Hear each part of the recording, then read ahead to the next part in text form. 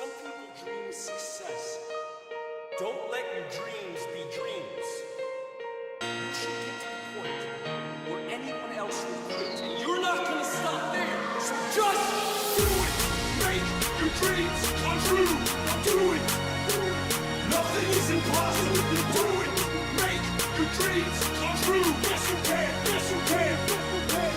Just do it. Don't let your dreams be dreams. Yesterday you said tomorrow. Yesterday you said tomorrow. Yesterday you said no. You're gonna wake up and work hard at. You're gonna wake up and stop giving up. You're gonna wake up and work hard at. You're gonna wake up and make your dreams come true. Don't let your dreams be dreams. What are you waiting for? Yesterday you said tomorrow. Yesterday you said tomorrow.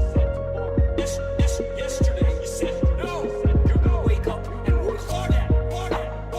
You're gonna wake up and stop giving up. You're gonna wake up and work hard at. You're gonna wake up and wake up. Just do it. Make your dreams come true. Do it. Nothing is impossible. Do it. Make your dreams come true. Yes, you can. Yes, you can. Just do it.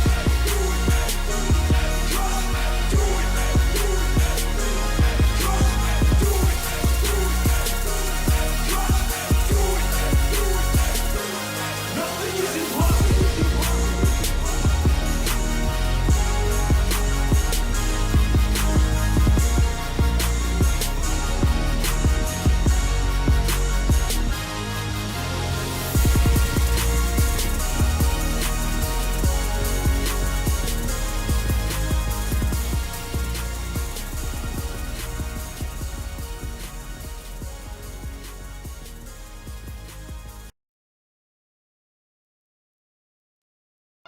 Some people dream success. Don't let your dreams be dreams. You should get to the point where anyone else will quit, and you're not gonna stop there. So just do it. Make your dreams come true. Do it. Nothing is impossible. Do it. Make your dreams come true. Yes, you can. Yes, you can. Just do it. Don't let your dreams be dreams. Yesterday you said tomorrow. Yesterday you said tomorrow. Yesterday you said no. You're gonna wake up and work hard at. You're gonna wake up and stop giving up. You're gonna wake up and work hard at. You're gonna wake up and make your dreams come true. Don't let your dreams be dreams. What are you waiting for? Yesterday you said tomorrow. Yesterday you said tomorrow. Yesterday you said no.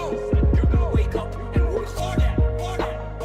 You're gonna wake up and stop giving up. You're gonna wake up and work hard at. You're gonna wake up and wake up. Just do it. Make your dreams come true. Do it. Nothing is impossible. Do it. Make your dreams come true. Yes, you can. Yes, you can. Just do it.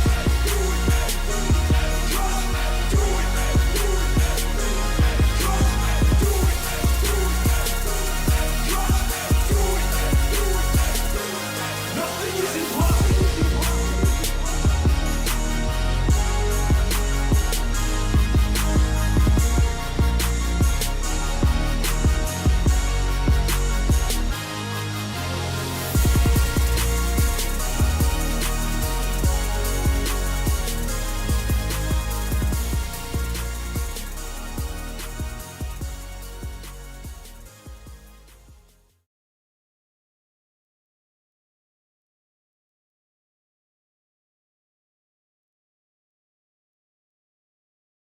Good evening for anybody watching on Twitch. This is all going to be live, so bound to be tons of fuck-ups. If there's any questions, obviously you're always free to PM me for any reason.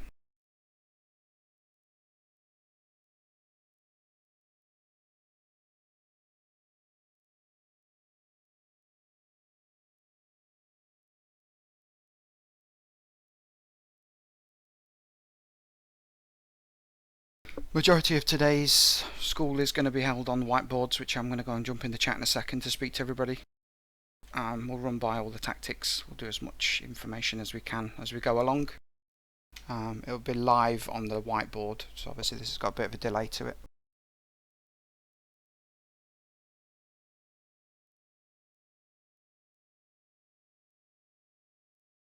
Good evening, everybody. Evening. How's it going? People have pants on. Mostly. Good. So do we need to mute the sound on Twitch or what? I would do, yeah, because otherwise you're just going to get feedback horrendously. Yeah, it's. I'm going to stay in here, and I'm going to be. Obviously, I'm recording it on Twitch just so I can put it up on YouTube for anybody who missed it for any reason. Every single time we've done one of these, it's been pretty good and fun. But yeah, cases that some people will miss it, and I don't want anybody to miss it if possible. Do we get a link for the Yeah, I've just given you one. whiteboard? I mean. So you just link this. Did you get when other people can't write on? Or are we being responsible? Possibly. I know you guys might be able to write on it. Give it a go if you want. Yes, we can. I can see who's who now, though, so. So you know if anybody does anything they shouldn't. Sort of.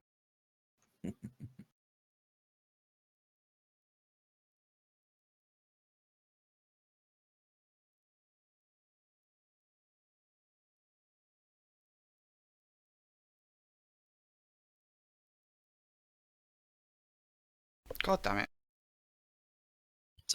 Always malfunction.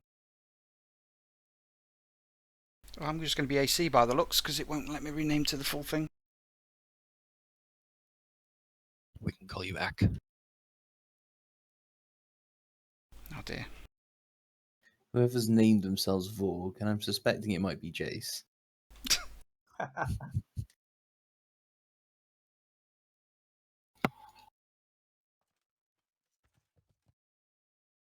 Right then, let's get to it. Has anybody read the massive thread forum posting yet? Yes. Yep. 2 people? Yes, sorry. Excellent. Yep. Yep. Read it all, knew it all. Good. Well, as long as people know it all, it's not a problem. It's the people that haven't been in here before that probably would benefit a lot by it. So all the stuff, as far as like important trash packs, we'll go through them, and we'll go through the bosses, and we'll go through the tactics of the bosses itself, so we have an idea as to what we're going to be doing approaching it from the first run. Obviously tactics are subject to change, abilities are subject to either be in the game, be more powerful than they should be less powerful than they should be. So by all means keep that in mind. Cool, so we'll start off with the trash packs. We'll do a bit of prep first.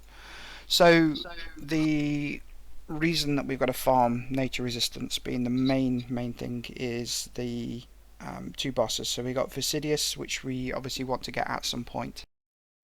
Drops a decent amount of loot, nothing extra special, but we do want to make sure we kill it at some point. The tactic we're going to be doing for Visidius in the first instance at least worked on K1, and the video itself is obviously on K1 itself. So it will be a case of we have the majority of the ranged healers etc. and the tanks in place with as much NR as they can afford to wear. And what they will be doing is standing near the boss, and when the boss becomes frozen we'll bring all the melee in to shatter the boss, and then the melee will wear no nature resistance and dick the boss as quick as possible. So come to that later on. So that's the reason why the casters and healers need NR. And obviously Huhuran, who's going to be the bane of our existence if she's going to be as powerful as we're expecting her to be. We're going to need a good solid 15, maybe 16 melee with full nature resistance as well.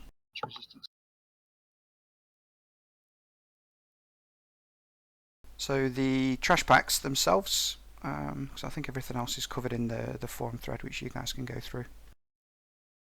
The trash packs themselves, the first ones that are going to be relatively difficult and we're going to get hold of within the first section of the instance is the Obsidian Eradicators and the Anubis As Sentinels.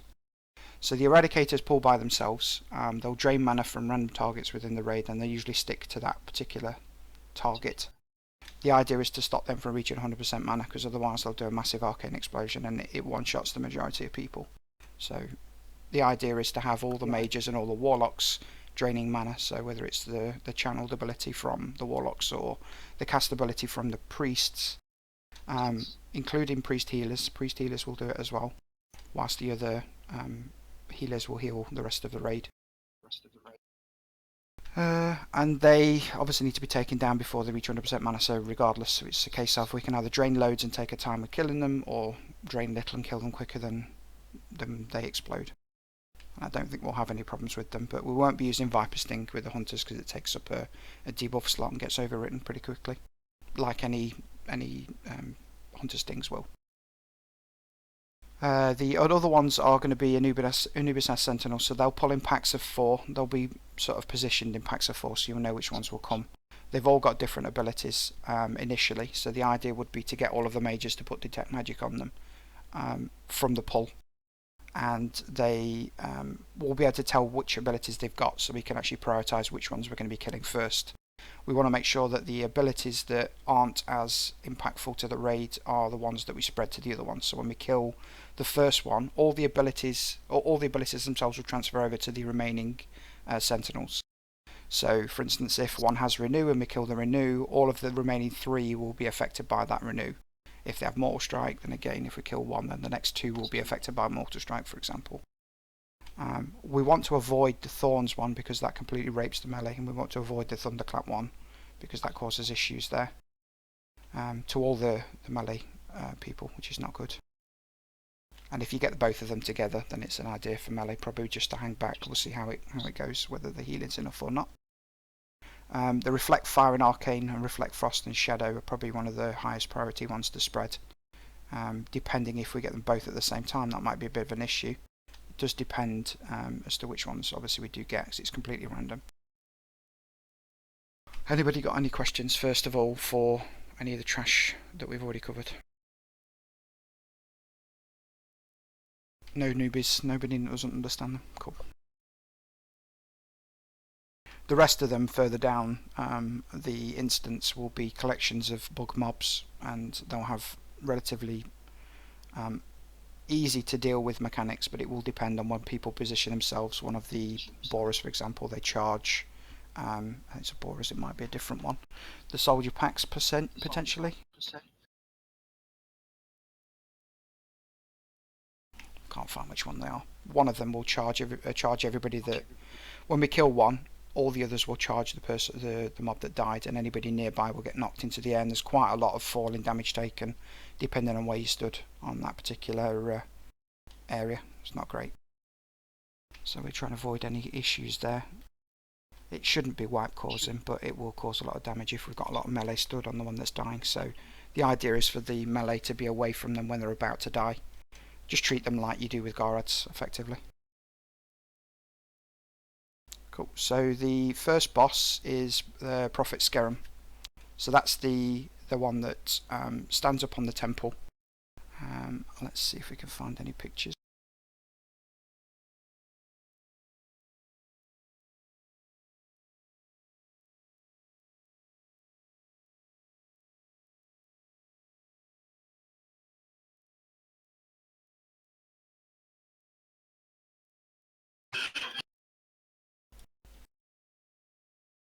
So it's this guy on the stream. On the stream itself will be on there, but the guy will stand up on the first temple, which will be past the initial first curve to the left hand side. You go down a staircase and you'll be in an open courtroom, and the open courtroom will have some of those Anubis As defenders.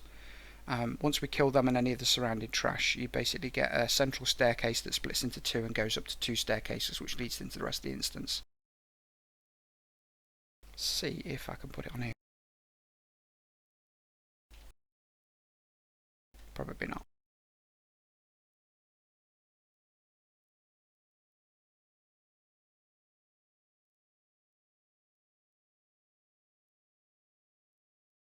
So prior to Scarab, it's just Anubis Ath packs, right? It's one of the Eradicators and 2 Anubis Ath packs. I think there's 2 more Eradicators that patrol around the front.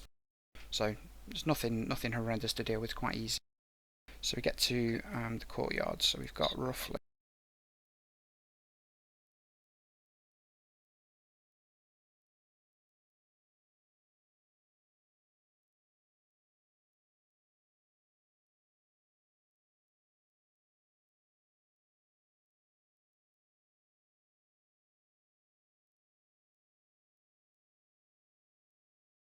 horrendous drawing.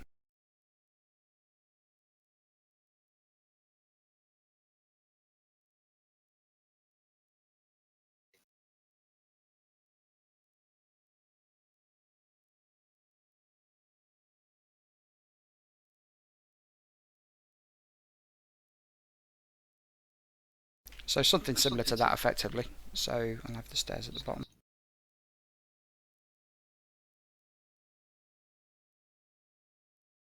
So the courtyard area itself is around this area, and you'll have a patrol that goes backwards and forwards like that, roughly. So once we've killed them, I think the Anubis has sentinels are there, and there from memory. So we'll go up the staircase, and the boss will be stood at the X, roughly. And that's where the majority of the time the boss will be tanked. We're going to be obviously having several tanks on that fight, so we're probably going to go with 5 to start with, to see if it's something that's manageable or not. The majority of the raid, ranged wise, will stand up on the top area and spread out. What we want to do is want to make sure that if we do have any of the bosses go loose, we want them to go up the stairs towards the raid, and we'll have tanks stood in the way so they can taunt before they get out of the way, get out of any sort of control at all. Right, so one of the abilities that he does is a mind control, so he'll pick anybody at random, mind control them. Obviously they need to be sheeped. They grow massive in size, so it's going to be pretty hard to make sure that you miss them as far as sheeping is concerned. It can't be dispelled, so you have to just sheep them until it's expired. The next ability is Arcane Explosion, which is what the boss casts at regular intervals, and it does about 1.5k damage, so it's not too bad, but it's something to consider when the melee are in melee range.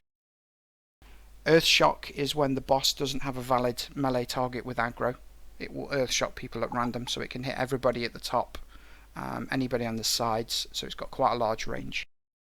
At 75, 50% and 25%, the boss themselves will split. They'll split into 3 copies, and they will go onto this platform, the central platform where he's originally stood, and the right hand platform. The idea is to make sure that we get control of those quickly, so we'll have 1 tank in the middle over here, and 2 tanks on the right hand side, 2 tanks on the left hand side, and 2 tanks on the right hand side there. So what we obviously want to do is want to make sure that they're not going up towards the ranged. They shouldn't go, so the left one won't go this way effectively, so that just won't happen because there's nothing to pull the aggro from that side, and the same thing with the right hand one, it just won't go in that direction, so it's likely to go up the stairs to go after the healers or the ranged DPS.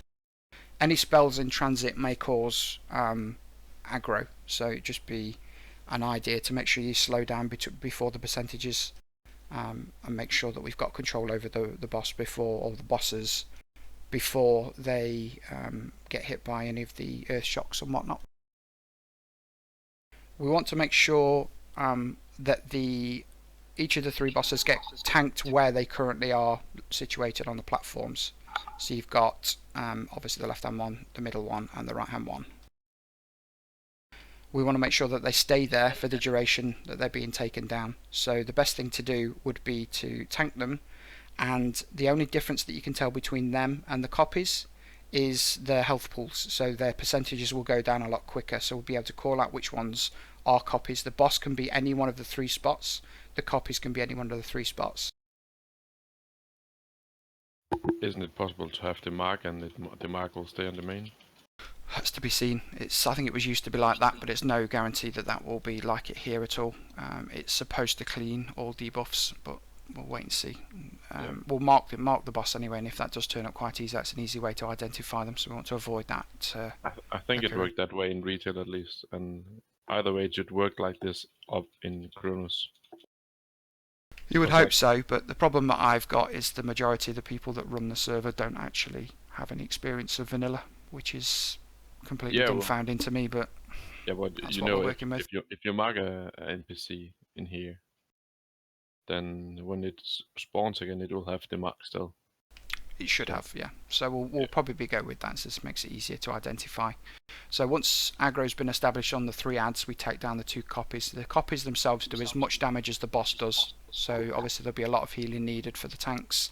There'll still be arcane explosions going off. If any of them get loose, there'll be earth shocking people. And obviously we want to avoid as much of that as possible. If the centre one gets away, that isn't too much of an issue, because one of the tanks on the left or right will have already pulled aggro from the copies that spawn. So one of the 2 tanks on the left and right can help if the boss moves from the central point. So effectively we're creating a barrier between all of the melee and all of the ranged to make sure none of the bosses get loose. So that is pretty much it. It's not a difficult fight, it's just making sure that we coordinate the damage on particular bosses, call out, we'll mark the ads accordingly on the fly, and we can call out which ones we need to be killed. And that's your first boss. Anybody So got we any will- questions at all? We will establish which one is the main one and kill the 2 clones first. Yes, always kill the 2 clones, because the boss themselves, if you take him below, from 75 below to 50, he'll spawn another 2 ads, and then that will be relatively difficult to control. We want to kill the ads before we do the next transition. How long of a Yeah. fight would you estimate that it is? Like 5 minutes? Less than that, I would say. It's not difficult. 3 minutes. Alright, Yeah, it's so he's pretty very easy to be squishy. honest, the first one. Yeah, I Yeah, remember it back. being easy. I just don't remember much more than that. Anybody that's not done the boss that doesn't understand what we've already been through might want to speak up. Just want to reiterate preparation for the boss. Should the melees all bring arcane protection potions? It'd be better to use an arcane protection potion if they're dying slowly from the arcane explosions. It's always better to be prepped and have it available and not need it than not have one and need it at the time.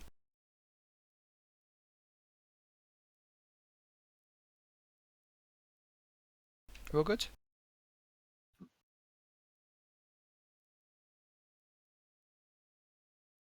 Cool. Right, we'll move on to the next one then. So the next boss is the Bug Trio. Still in thoughts as to whether we should skip these to be able to progress further into the instance rather than messing around with the boss, where potentially it's quite messy. We will go over the tactics regardless to make sure that everybody's understanding exactly what we're going to be doing. The bosses come in 3 separate mini bosses, if you like, that combine to make a particular boss. So we've got Princess Yao, Lord Kree, and Vem. Princess Yao is a big fat bug that heals and fears. Kree is a big fat bug that shoots out poison, and Vem is a smaller bug that focuses on just melee damage mostly. We obviously want to make sure things like cleansers and poison, cleansing totem, that kind of thing is available at all times to make sure that the raid doesn't take a lot of damage from toxic volley.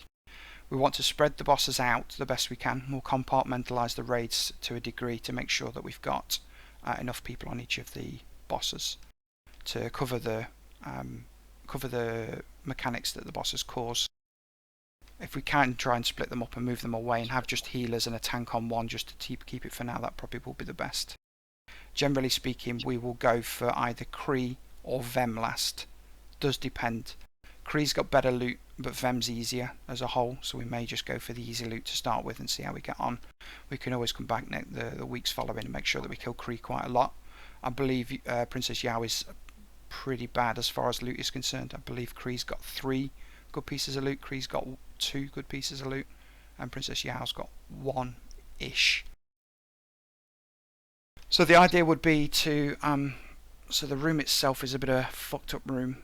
It's kind of got these sort of small alcoves between each of the areas that you can actually go hide in and we'll make sure that we'll sort of move the bosses to these alcoves if we want to avoid the majority of the mechanics, as I'm drawing it now.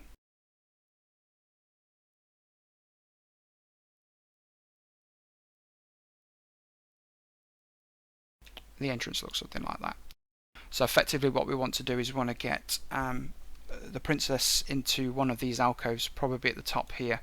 The fear itself is something that you can line of sight, but also if we put it in one of the corners, it's easier to ensure that we've got good enough range to avoid the fear for the rest of the raid itself. Them themselves will be tanked out of the way, and if we're going to go for Kree, he can be in the centre, but it all depends. Generally speaking, we want to make sure that Princess Yao dies first in that corner out of the way, whilst we tank these mobs far enough away from the rest of the raid so they don't get hit by the poison, and far enough away from the rest of the raid that this guy doesn't charge people at random. There's really not a great deal more to it at all other than that. She does a heal, she does a fear, so the heal itself should be kicked. We'll have rogues assigned to be able to do that, but she'll die first, so it won't be an issue regardless. Kree will be a bit of an issue as far as making sure that we've got the cleansing done, because that's quite mana intensive. If we want to make sure that we go for Vem first, then we'll obviously stack the raid over this side after we've killed the raid by stacking him over that side, and keep Kree in the centre of the room with a few assigned healers and a tank. But yeah, it would depend. The tactics depend largely on where we put the bosses, what order we want to kill them in, that kind of thing. Has anybody got any questions? I know there's not much of an explanation to that one, but it's not much of a fight. Which kill order are we probably going in? We'll kill Yao first. We'll kill Kree first, and second, and we'll kill Vem last, because it's the easiest one. All you have to do is when we get to Vem, everybody just stacks on top of each other, so he can't charge. Are we skipping them the first week? Well, the Still to decide. I'll have a word with all the officers and figure out whether that's a thing that we want to do, or we actually want to go for a proper clear, because I know for a fact that Visidius won't be on a priority list to be able to kill. I doubt very much Uru will be on the first kill as well.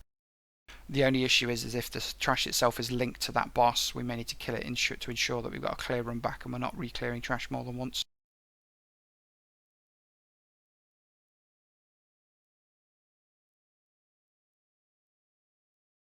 Any other questions?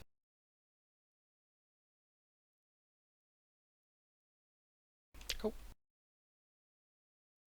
Right, so then we move on to Battleguard Satora, who is accompanied by 3 separate ads, which are mini copies of her, and they will whirlwind, which makes them completely immune to any CC of any nature. I've seen videos of the bosses being rooted. I haven't seen many of them aside from the ones on K1 that they can be rooted in place, which will be helpful to stop them from being difficult to control. They drop threat quite a lot, so it'd be a case of we'll split them apart as far as we possibly can. So we come in from a big entranceway here, and there's a big room with a small area down the bottom end, and then the rest of the room there, and then that's to Thancred, that extra area. So we want to make sure that people are aware that there are knockbacks involved with this. We don't want anybody getting knocked into this area here at all, because that causes potential pulls from the gauntlet themselves. That's either going to get you killed and the rest of the bugs aren't going to bother us, or if you pull aggro, that means we're going to have extra shit to deal with. So ideally we want to get the boss over here into this bottom corner and spread out the 3 ads in a good enough distance to make sure that people are able to do enough damage to them and that people don't get blown up. We'll try and spread the raid out slightly. Any kind of stuns when they're not whirlwind will be welcome. Anything that would usually CC them, if the roots work, then obviously we'll try and root them in place as well for how many druids we have.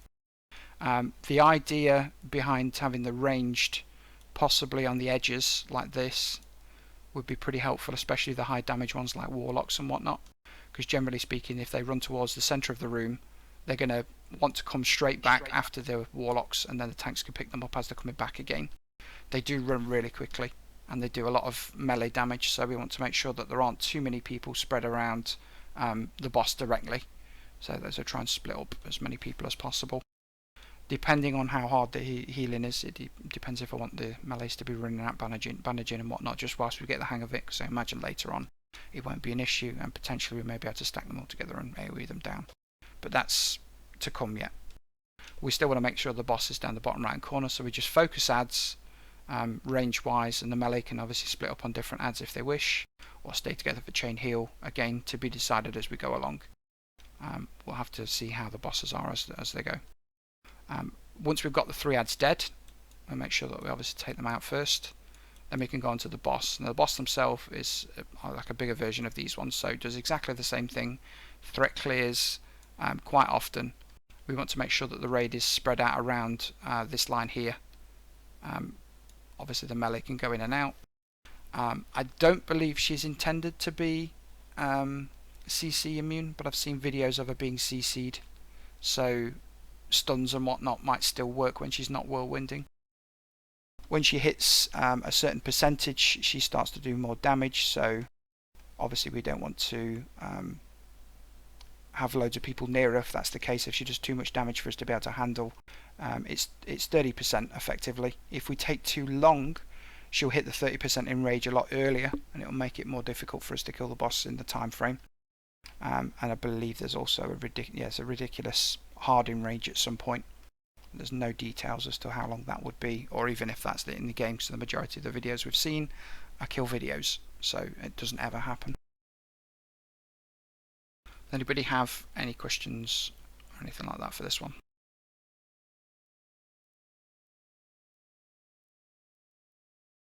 Well, this certainly isn't like any fucking school I've ever run at all. It's Well, usually it's tons of straightforward questions. fights. You told us we had to behave because we were on camera. Yeah, you can misbehave a tiny bit. I believe that a lot of people have already done this, and it's just a nice way of being reminded. I got something you could add, action. Mhm. The horrible bug packs of 5 between Scarum and You need to AoE. and Sartora. Mm-hmm. The ones that knock back and everything, and the ones that Yeah. spawn little crawling bitches. Yeah, I covered the knockback ones earlier on. So it's this area backwards, between the bug trio and the spiral staircase that will go down after we kill the first boss. There'll be packs of bugs, and they effectively charge towards the one that you kill. So if the melee are close, it will knock them right up into the air, and the actual rooms are really tall in this place. So there's a good chance that if you've already taken damage from the charge and you actually are going to crater unless you're a rogue or got any way of making sure that you don't die when you hit the floor. But yeah, there's other ones that we kill and they explode into several bunches of bugs and we have to AoE them down. It's a case of I don't think they're worth necessarily discussing because it's just general common sense as to what we're going to be doing with them. By all means, there's more information about them on the guide itself, so go take a look.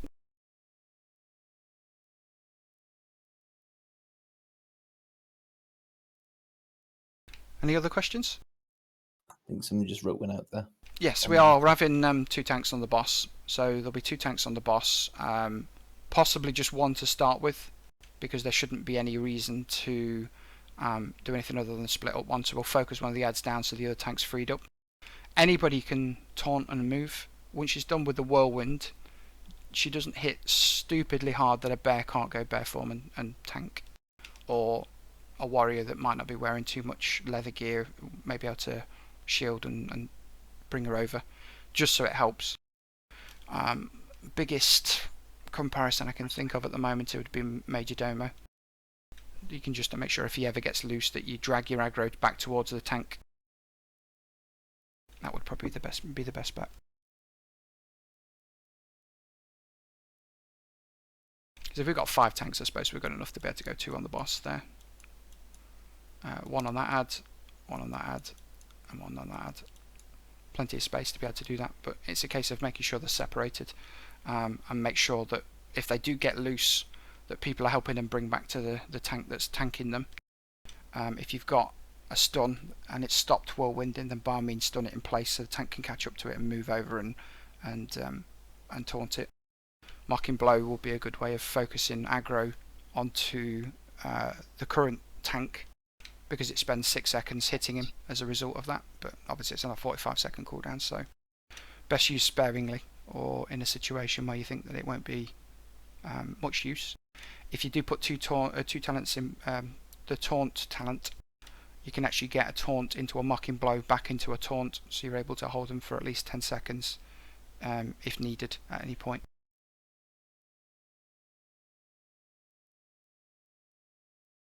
Cool. So the next portion of the instance isn't necessarily a boss. It's more of a gauntlet, as I've explained before. So from the tunnel that we had at the top left hand corner of that diagram, there's a big tunnel that goes like that before you hit Thancred. Thancred himself will usually, depending on where you stand, pull if you get too close, so it opens up into Thancred's room over here, for example. So what we'll do is we'll be running down here and getting to a certain point, much like with the whelps in BWL, finding a point where we want to stop AoE. We'll use the engineering shield and taunt rotations, mass taunt rotations, in order to get the adds onto one particular person. The off tanks themselves will take the bigger adds, so they'll have patrolling bigger adds that basically walk in a small path backwards and forwards for the whole length of the tunnel. These mobs respawn really quickly. They're a lot quicker than the dragons, so or the whelps in BWL in the suppression room. So the idea is to just keep moving, effectively do the best you can whilst we've got stuff moving. Don't use as many spells as you possibly can whilst you're moving. Just save them for when you're actually going to move into position.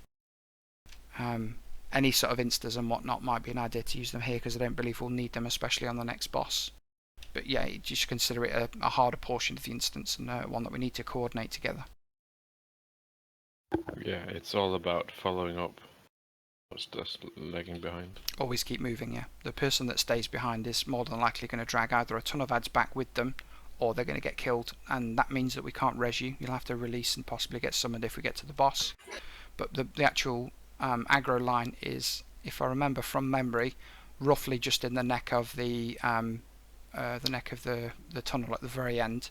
You go up a small hill, up a large hill, and there's a little hump at the top, and if you stay just behind the hump, you'll continually get adds spawn onto you from the area, but you won't pull the boss. If you go too far, you'll pull the boss, and then we've got adds, potentially people that are dead needing to be either rezzed or walking back and get summoned, and they won't join us in the fight. It's up the hill and left, yeah. And what we did, we just like basically stacked in one pile, having a skull or something on a person, and then just stack up all the time. It'd be better to stack up on one of the edges, because you don't actually pull all of the mobs from the other side. So this sort of area, yeah, but we won't pull I mean, them that way. just like have for one person to follow all the time. That's what we did. It'll be a tank of some description. Yeah. So it sounds like we're going to leave Alpha Goose in Sortura's room for this? Yes. More than likely. We'll make sure that everybody's ready, and make sure that everybody's got the everybody's there and moving as we should be moving together. Like basically everyone would lag and have bad connections. That's not a good idea to be on. Better to summon them afterwards. Instead of like having them to pull a lot of shit. Yeah, we'll call clears like we do for drakes currently. Not drakes, whelps. We just move to safe spots or safer spots and basically pull them all up and get them together, and then AoE them down. So we need to make sure that people aren't running along an arcane explosion in as we go along, because that'll cause a bit of an issue. They do hit fairly hard as well. They hit harder than whelps do, and whelps still give us problems from time to time for people that don't want to bring the brain to raid. I think we actually had a druid tank. We didn't have that energy shield. Yeah, well, we've got the shield on 3 tanks in the guild, so, and there might be more very soon. So it's a good idea to make sure that we make use of that. The tank that obviously will be leading will probably be the one with the shield, and the procs, hopefully, as we're going on, will pick up the mobs long enough for us to be able to do that. What I've found is a good idea. Litos, he got 2 shields at least. Yeah, what I found is a good idea. I've just moved my client onto the screen that we've got shared for the stream itself, is to use a case of jumping and side strafing in order to get the most block coverage. And what we want to be doing is basically running like this backwards and doing a jump and then turning, and then doing a jump and turning like that. You'll see in a second, because that makes sure that your arc is facing towards the mobs all the time, but you're actually running at run speed forwards. So hopefully that's something that we can get our tanks to at least try doing, and make sure that we don't have problems as a result. Oh, you're talking about strafing. Yeah, but it's not strafing. It's jumping backwards and forwards, and you're basically facing the front of your character from left to right to left to right as you do it. Like this. Exactly. What? Some people can do it, some people can't. We'll just have people to practice if they can't do it. But I say that's going to be more than tanks than anything else. It's not going to be a case of anybody in the raid having to do that especially. But we need as much block coverage to be able to proc the shield as possible. Yeah, start your dancing lessons. We need them for Hagen as well. We'll do that at some point, don't worry. We've got plenty of time before that runs up, but yes, we'll do some videos and whatnot. I'll be able to pick some choice videos. I didn't have a great deal of time to run through this after I'd done the guide. So all the videos for the kill fights are all on there. So I encourage you to go take a look. Different points of view, different guilds, different servers, so it gives you a bit of a widespread of things that are effectively happening. So, Vanquis being your next one.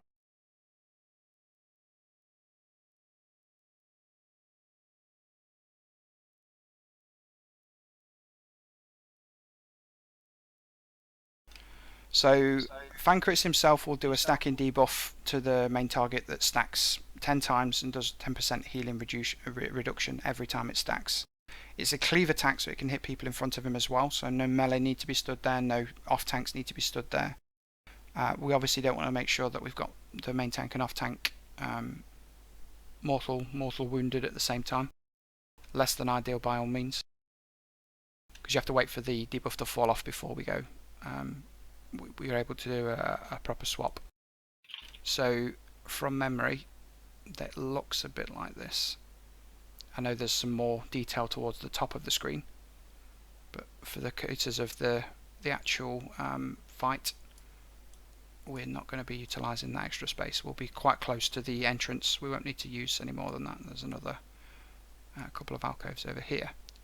So what happens is the boss will spawn bugs. It will teleport somebody to one of these spots here, one of these 3, potentially 4 if I remember correctly, spots over that have been marked on the screen. And the idea is that we want a tank there to make sure that they pick up the excess adds. Again, engineering shield will be quite helpful. Anybody who's able to build threat on them, because they spawn consistently and in chains. The idea is that the boss spawns them there and there's no tank stood there, so they'll kill the people that are webbed and then move on to other people. We'll be calling for AoE at points as well, so we'll make sure that we've got sort of like kill spot, if you like, to drag them all to and kill them off if the tanks get overwhelmed. We'll be tanking the boss. Let's try a bit of a drawing.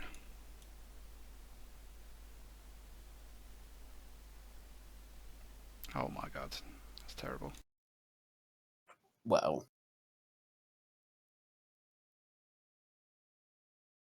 Is that the boss? You're tanking facing away, Yeah, so you'll be that's facing the boss. in that direction. Taking some creative liberty. We'll make Look, sure. but- I just wanted to say it looks like a boss in a Rift 2, but it's very different. Top-down version. Put the little details on because they matter. it looks unwell. It might have a little pincer tail actually. I can't remember. Something like that.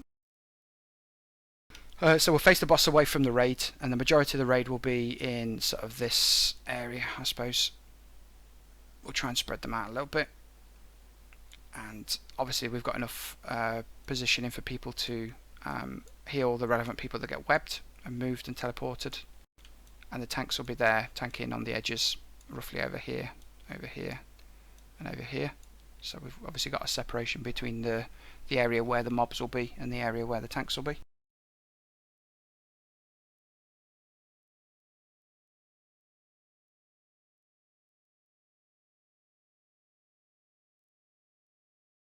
And the idea with obviously separating those areas is the fact that we can obviously make sure that ads don't run free. That's the tank's job, we'll make sure they pick them up.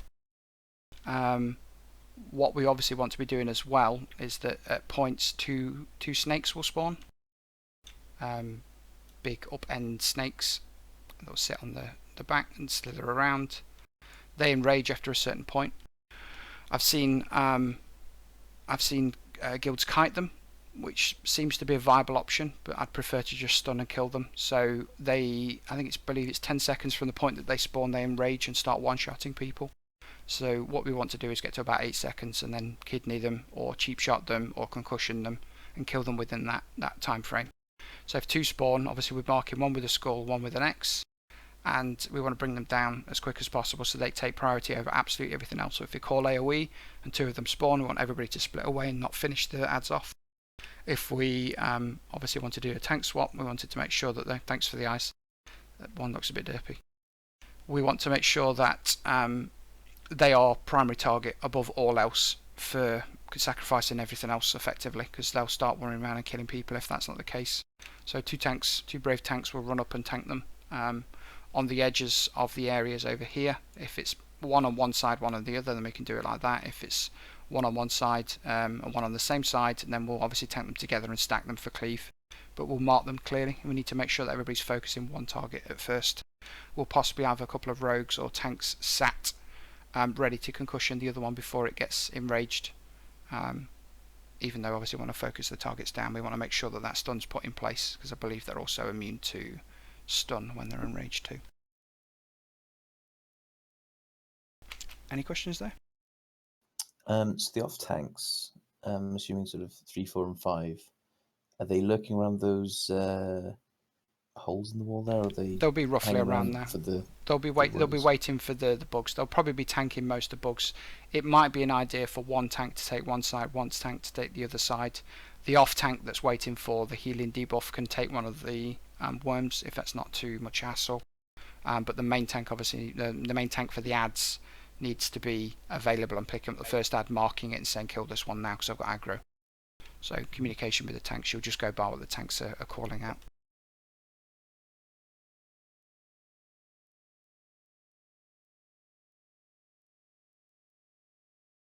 Any other questions, observations, suggestions, ideas from previous experience? Wait, about the hatchlings, are we like keeping like a tank that just tanks them all the time? Because I think I read that that's the best way to do 16. So it'd probably be people with engineering shields would be ideal. Be easier to do that. I'm sure there's 4 alcoves in total. I'm fairly sure. I'd have to watch the video again just to double check. But by all means, that's probably the best way to deal with them. Make sure that we get somebody routed, then the ads obviously being tanked as they come out by a tank. Yeah, I think that I agree with you on the enraged mobs. I recall we used to kill them in vanilla, and it don't take a lot of damage. They have fairly little HP. Yeah, I think they don't need that much focusing. They keep spawning as well, so to have a hunter tank them is viable by any means, but it has to be a good hunter. It has to be somebody that's not going to fuck up, because if you let them loose, there's going to be 2, 4, 6, 8 enraged ads that will just run into the raid and literally start killing people instantly, which is not what we want. It will rest quite heavily on them. I prefer to kill them personally. We could stack them by the boss. I don't mind stacking them separately, but again, it's make sure that you prioritise those ads for your main damage point, not cleave off the boss onto them.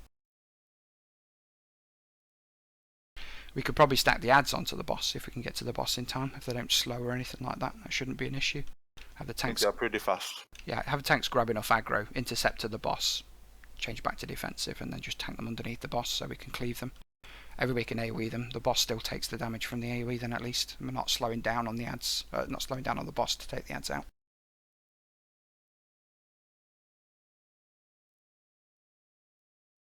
All good with that?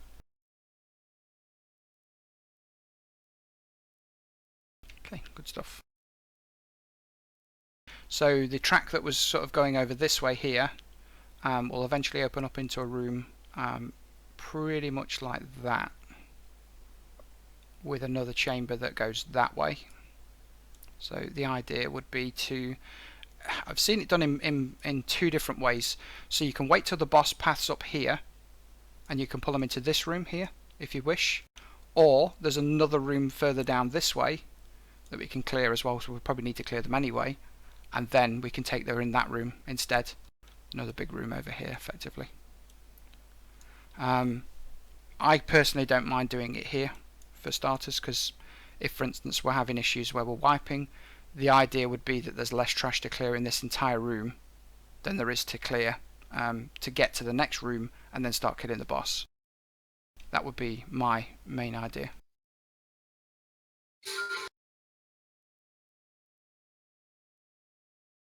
Anybody disagree with that? Anybody had any success to the contrary using another tactic that might be an idea to take that other way instead, and there's a good reason for it? I can't remember that fight totally, so can't supply with anything. Okay, so let me just clear this up a little bit. It will probably come when I'm entering the dungeon and everything comes to me.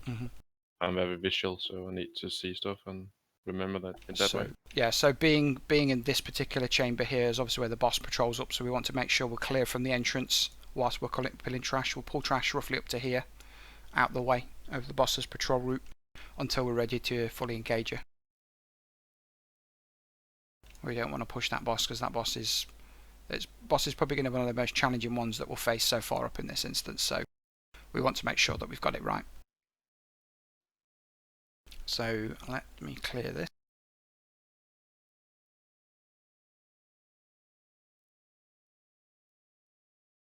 So I'm just going to draw a markup of the boss fight for this one, because positioning is extremely important.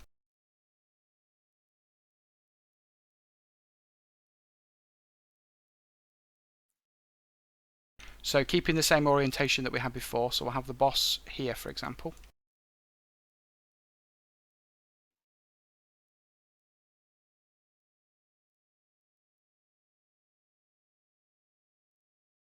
The 2 tanks will be that side. Oh, you can't really see that very well. 2 seconds. These are rogues. Sorry. Just like brown shit Looks colour. just like devious. Sorry, guys. I like your way of saying, these are rogues. I've obviously got some DPS warriors mixed in there as well.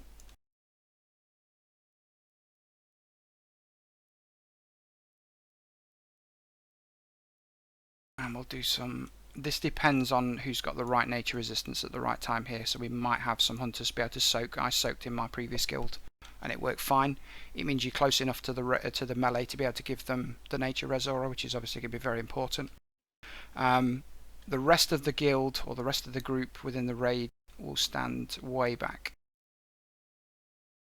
in a big semicircle.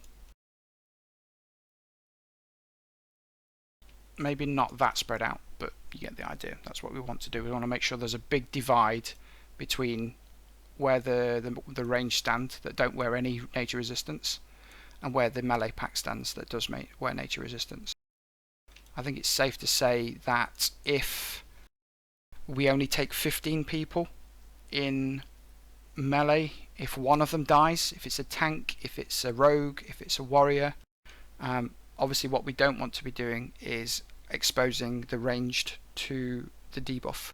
So it chooses the 15 closest targets to spam the higher damage 30% in rage nature damage AoE effect. So obviously melee are going to need to make sure that they've got the relevant protection potions and only use them when they start to drop low, because that's the only form of damage that you'll take throughout the whole fight. So use it as you would a potion. Don't use it preemptively unless you can use it on the pull or before the pull and during the actual fight itself. That would probably be your best way around it. But the pot's effectiveness will effectively disappear halfway through, well, not even halfway through the fight, after a few poison bolt volleys. So up until the point where we get to 30%, the boss will be relatively easy. It's not a difficult fight, it's more of a case of saving your cooldowns, saving your survival abilities, make sure you're using your potions all towards or past the 30% mark in order to make sure that she's killed as quick as possible. It'll be a massive drain on mana. Currently speaking, I don't believe the tanks will be safe wearing 315 percent nature, 315 nature resistance, due to the fact that in order to actually reach those numbers, we would have to wear leather boots and leather helmets currently, because we don't have any quality nature resist pieces, which is another reason why we need to focus a bit more on doing the world bosses to see if we can grab one of those. Exactly. Bosses in here will drop good quality plate resistance as well, so I haven't got a problem with doing that. But To what about clarify, go ahead. what about those iron wine? Isn't that plate? Yeah, they'll take Iron Van. Every tank will be wearing, if not the first breakpoint, the second breakpoint. Yeah, they don't have helmet. Only belt, breastplate, and gloves. Correct. So you'd have to use the boots, which are the leather ones, and the helmet, which are the leather ones, in order to cap nature res. So I think dropping down, especially for the main and off tank, in order to make sure that they're wearing full plate. The blue stuff isn't necessarily what I would refer to as quality plate, but it's got high nature res on, so we need to make sure that that's at least been achieved, and it also affords us a greater area for us to be able to shimmy items around to get decent threat. Range DPS won't need 315. We will be able to do no. He's 100 though, so It depends if we're soaking. If your hunters are soaking, then yes, we want you to be on as max as possible. The less damage you take as a soaker, the better. Heals are already going to be directed towards tanks, so it might be an idea to drop their nature resistance to increase their general survivability and effective health. But yeah, once we hit 30%, it'll be a case of people need to be making sure that they're using their own potions to keep themselves alive. You obviously can't run out of bandage. There's nothing like that going to be happening. Partway through the fight, the boss will put a wyvern sting on select members of the raid. Generally speaking, this will be melee, if obviously the melee are the only ones in range.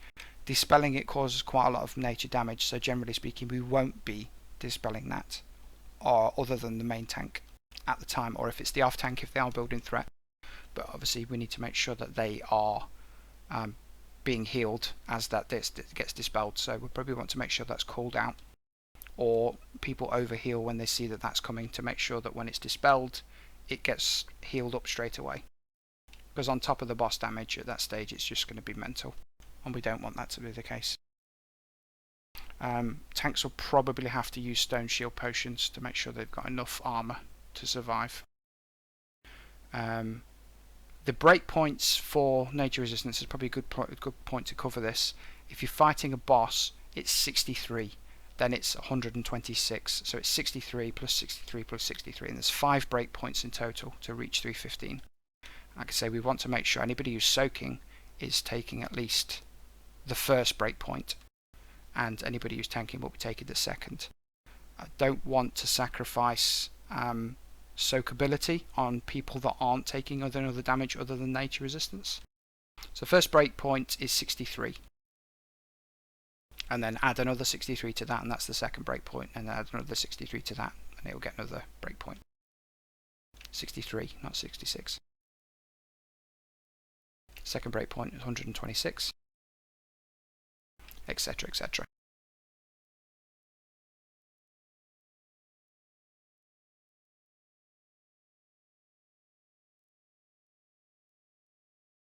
Etc, etc. Yeah, so anybody who's ranged that isn't supposed to be soaking will be wearing normal gear. Primarily this will be the people that soak. So the people that soak will be wearing as much nature resistance as possible. So I expect rogues to be doing that. I expect that the DPS warriors to be doing that. If hunters are soaking, they expect them to be doing that.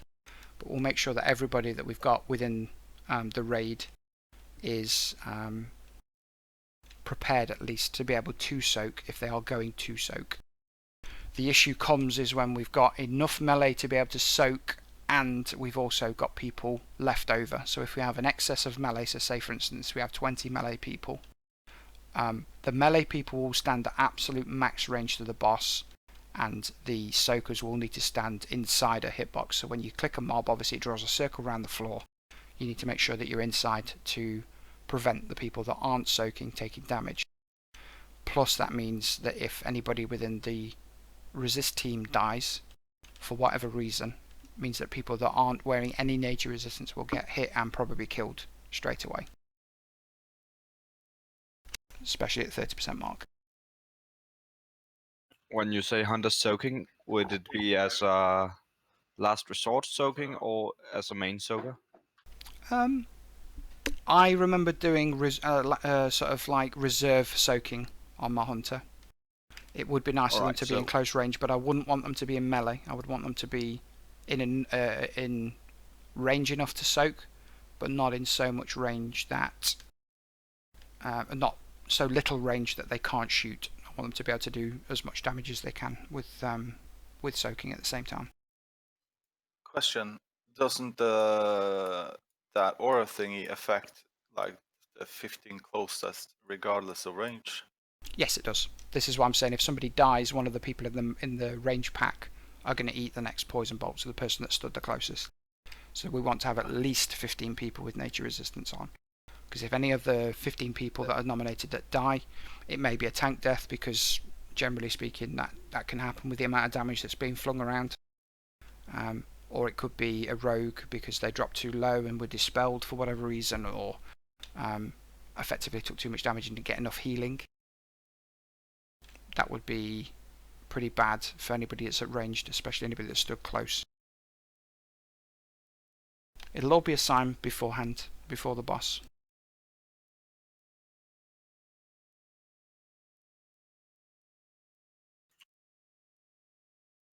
Any other questions at all? Oh, I mean, for the fact that this area, if we do it in the first area as well, wipe recovery is a thing. So it might be an idea to take the first room as the point where we pull the boss and clear the trash afterwards, because it's non-consequential for us to do it that way. Less trash to clear if we do wipe for any reason. And also the boss will patrol away from the point where we died, so we can actually use anks and such.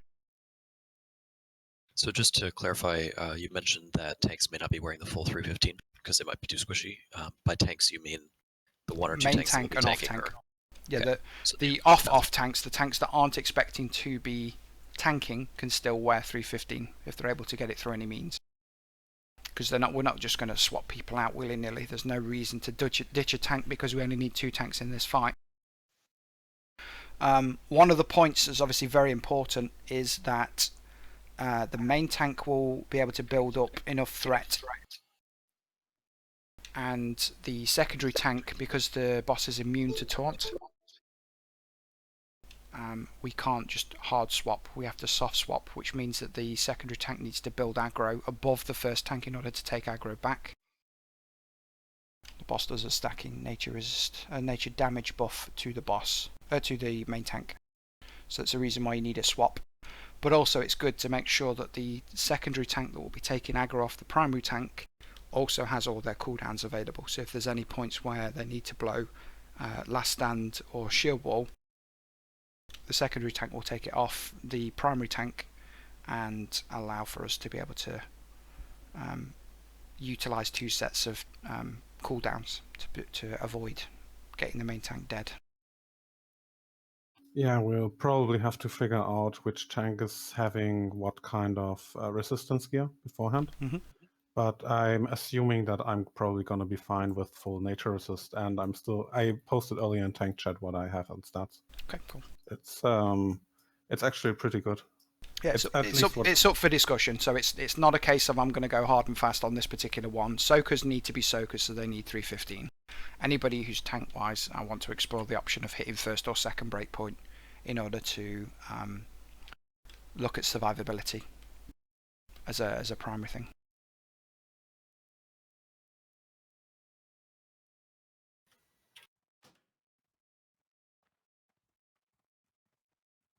Any other questions for that one at all? I'm trying to find it now. It's the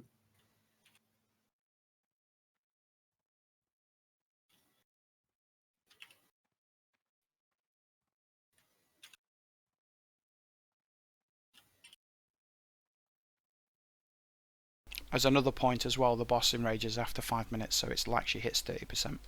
So if we take too long to kill the boss, I don't think it'll happen because our DPS will be well over what we need it for. It's just a case of surviving, staying alive, and making sure that you've got all of your cooldowns used or available to use at the right time.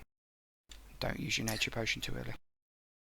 Sorry, it was the Wyvern Sting I was going to ask about. Yes, don't dispel, apart from if it's on the main tank. Yeah, I was going to just make sure we're waiting for a call on that. as well. Off tank, yeah, well, it's a a case of if it happens, I want it off straight away, as long as the tank isn't currently low. So when it's due to come up, we want the tank spammed slightly at that point to make sure that any incoming heals top up the tank, so when Wyvern Sting is dispelled, they are then topped up straight away again. If that makes sense. Do we? I guess it's probably difficult for us to know exactly how large we're talking about. When you say large, what do you mean by large? Amount of damage. It's going to be a lot. It's no line. If you check the videos on the guide, they get hit like a truck. You've got main tank targets in the Fire Mage POV on Princess Uhuran's video, so go check it out and you'll see. I honestly think that's from a K1 if I'm not mistaken, and that's not even a buffed version.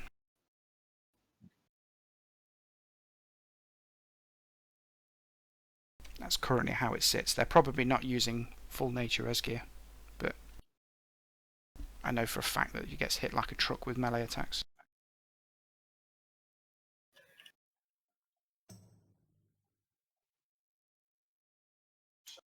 Any more on that one at all? Above Hook, it looked like it was roughly 20k threat before the first tank stopped building threat. Okay. Any Yeah, we'll DPS come obviously to needs to be below the main tank and the off tank when he's creeping up on. Magic resistance doesn't stack with buffs now. Make sure you use your potion to use greater nature protection potions. Sorry, I missed your question. I was looking elsewhere. It's it doesn't stack with Mark of the Wild, I believe, the protection potion, the magic protection potion. So, Mark of the Wild, Aura, Totem, and Magic Protection Potion don't stack with each other. All of them are mutually exclusive. Yep. So 60 is what you'll get from buffs, basically. Correct.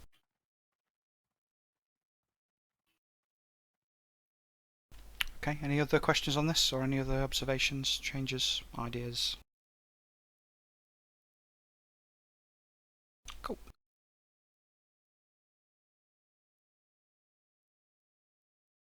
So, Vasidius. So this is a boss that I don't believe our guild even initially killed at all. It was just too much of a pain. The loot wasn't necessarily very good, but I do want to make sure that we run through this one. This is the one where the ranged will start using a decent amount of nature resistance. Doesn't take...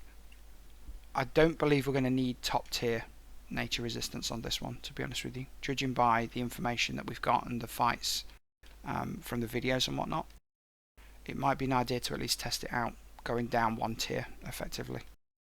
The tanks, the ranged, the healers, so warlocks, mages, priests, shamans, etc., will all be stood around the boss with the main tank tanking the boss away from the raid because he's got a frontal poison breath. He does a randomly targeted AoE poison volley, but it does have a range to it. It's a big range, but it's not, you know, it's not unlimited range. We want to make sure that we are stacking as many people as we can within a certain area around the boss, so I'll draw this one out.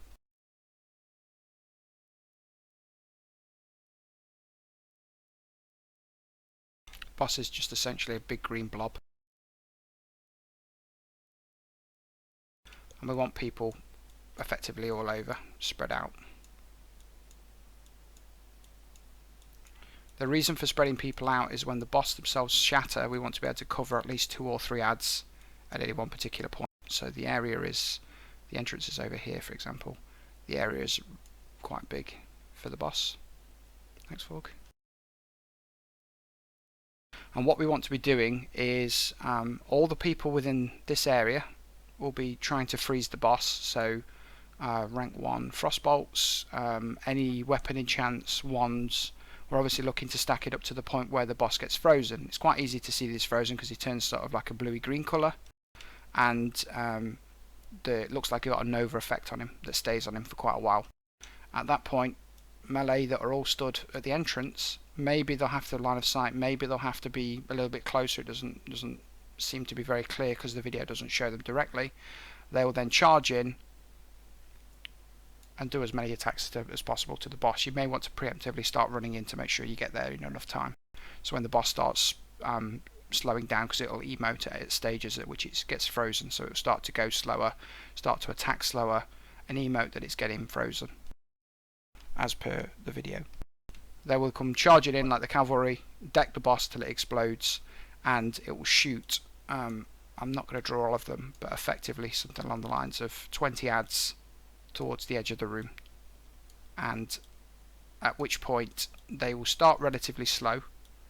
They aren't supposed to be slowed or stunned, but they can be on K1, so I'm guessing that it's probably going to be the same on K2. Here's me saying I'm not going to draw all of them, but I'm actually going to draw the majority of them. And the idea is to kill them entirely before they reach the centre and reform back into the boss. There is absolutely no chance that we are going to be able to kill all of them.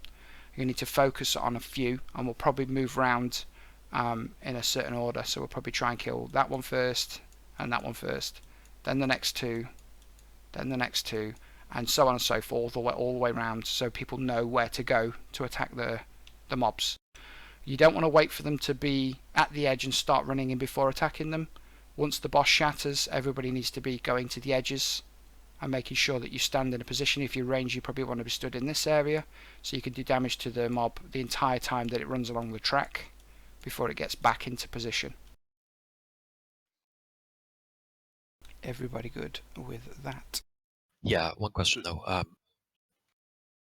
So basically, it only matters whether you kill them or not. It doesn't matter whether you damage Yes, them, right? it's 5% So if all of them per. are 10% health, we do yeah, no damage. 5% damage per mob killed for a total of 20. So multi-dotting is a no. Nope. No, Cleave no point. only if it will actually help you kill. Yeah, if it kills, but it's probably just a case of single targeting. If you check the video that's assigned to this on the guide, you'll see how quickly they run. They do tend to just fucking fly. If they are vulnerable to stun and slows, then by all means use them, but they don't appear to be or shouldn't be vulnerable to stuns or slows. The boss won't become active until all of them have reached the boss's central point, so it would be an idea to try and murder one and keep it out the way whilst the others reform, because it gives us a bit of a breather. Once the boss reforms, it's back to the starting portion, so all the melee will run back to the entrance, all the range will get back in position again, and we just work on freezing the boss again. If there are some melee, I know a lot of people are putting effort to make sure that we can do a different tactic where everybody stands in place and we freeze him quicker, but we do less damage on the point where the boss then shoots out into adds and we kill the adds. By all means, you can do that. If you have the gear and you want to be involved in freezing the boss, I don't see that being an issue at all. Go for it. The all the ones that have just been posted in guild chat are good ones. There's one from Scholarments from Raz Frost Whisper that has a decent axe, 2-speed axe that has a frost damage add, which will count as the frost spell. It doesn't make any difference when we're in the first phase as to how much damage you do to the boss at all. It is just a number of spells involved. Melee won't need to use them if they aren't soaking, or they aren't getting involved in freezing the boss. So you're either going to be doing the majority of your effort by freezing the boss by using frost-based weapons, but you'll need to make sure that you're wearing a high level of NR, which means that your DPS will be affected as a result. Or you can be in the cavalry group that basically charge it and kill the boss, or make the boss explode and kill the adds when he does that. So let's say the boss explode and we are trying to kill one of the blobs. Yep. And it survives. So next time he's exploding, does the blob have full HP? Or? I believe it does. Oh, okay. When it's exploded and it's all the blobs, I assume there's not any kind of damage or anything going on. Once it's exploded, the mobs will shoot to the edges of the room really quickly, and there won't be any damage. Especially there'll be dots left back on the raid, So you want to be using Poison Cleansing Totem to make sure that doesn't tick consistently. Is that what you meant? Yeah, kind of. And just thinking about if healers can help out. Yeah, of course, healers can help out. Absolutely. Just we'll mark them and run round in a clockwise or anti-clockwise fashion. Make sure that we need to focus them. We don't want to waste the opportunity to kill 3 where we can kill 3 by effectively focusing 1 and getting that dead and just ignoring the other 2. So we'll probably split up to 2, maybe 3, depending. Get stuns on them if they're stunnable, get slows on them if they're slowable. Obviously hunters can do concussion, for example. That would be a good use of their global to start with. They can go straight into an aim shot after that or something like that. It's completely down to personal play. But by all means, consider your abilities. See what other people are doing. Try and mimic if people are doing well in your particular class, or try and fill in if we need more stuns in certain points. But the idea would be to kill 2 or 3 per explosion. So this boss is a long fight, so it's going to be mana heavy. You'll probably need to use several consumables when we're going through it. Potentially depending on how much regen you've got in your nature res stuff. But this is why everybody needs a high level of nature resistance gear. Because otherwise these bosses are just going to chew through us. We're going to spend too much mana. But I suppose you have to make a happy medium. It all depends on how it currently falls. If the bosses are going to be as buffed as we expect them to be, it's probably going to be pretty brutal. I don't particularly want to go into this boss until we know that everybody's got the relevant level of NR, which is why I'm pushing for it to be done now and before we go into the instance. And I will take people that have prepared accordingly to the instance. I don't see it's much point if people are like, I'm the best DPS in the world. Great, well, you're going to need NR at one point, so if you don't have your NR, pointless you coming. Do we know if Icy Chill affects us like an Frostball on the boss? Yes. All frost-based spells, I believe even the ones that don't do damage, count towards freezing the boss. So Winter's Chill, for example. Yeah. But I mean, regardless of what spec you are as a mage, it's just like rank 1 Frostbolts or whatever rank that you can get in within the global cooldown. It's 1.5 second cool. Is it 1.5 or 1 second cooldown? Global cooldown, that is. 1.1. So obviously you want to be spamming them as best you can. If you can get any more, you just want to make sure that you're under the GCD when you're spamming them out. Yeah. If you don't have a Do we frost, want hunters to be like in melee of that boss? if they're soaking, yeah, sure, why not? Yeah, okay. If you've got the gear, you can follow the melee group. I'm not just saying that to one particular person. It's a case of if we can get enough people soaking within the main raid, you're not going to be doing any frost-based damage to the boss to freeze him. You may as well be stood out of the way. There's no point you. Yeah, okay. No I'm point just you 'cause taking I found unnecessary the axe damage. and- Yeah, if you've got Yeah. the axe and you want to put it to use, I don't mind doing that. It'd be nice for you because you'd have Yeah, okay. the nature res aura that you'll obviously be able to give the group that you're stood next to nature res. So Yeah, exactly. that And kind of I already found the axe and the dagger from Eldrick Valley and all that. I just need to get it enchanted. And Put if it you to good don't have, use. if you don't have the axe, you can go for the 2-hand sword. It's a quest line, so it's quite easy to get. Yeah, but doesn't that only apply for like 1 frostball each time you hit with it? it So does. isn't it better to get like 2 weapons to actually like have a proc and Yes, if you can get the axe, but there is a slim chance that you won't make it. It won't drop for you, and the damage I know proc the feeling. the damage proc items are just compared to a firm. What can say? Damage. Yeah, Steady that's why we frost want damage. the A ice chill. guaranteed frost attack is weapon. obviously better than a proc chance attack.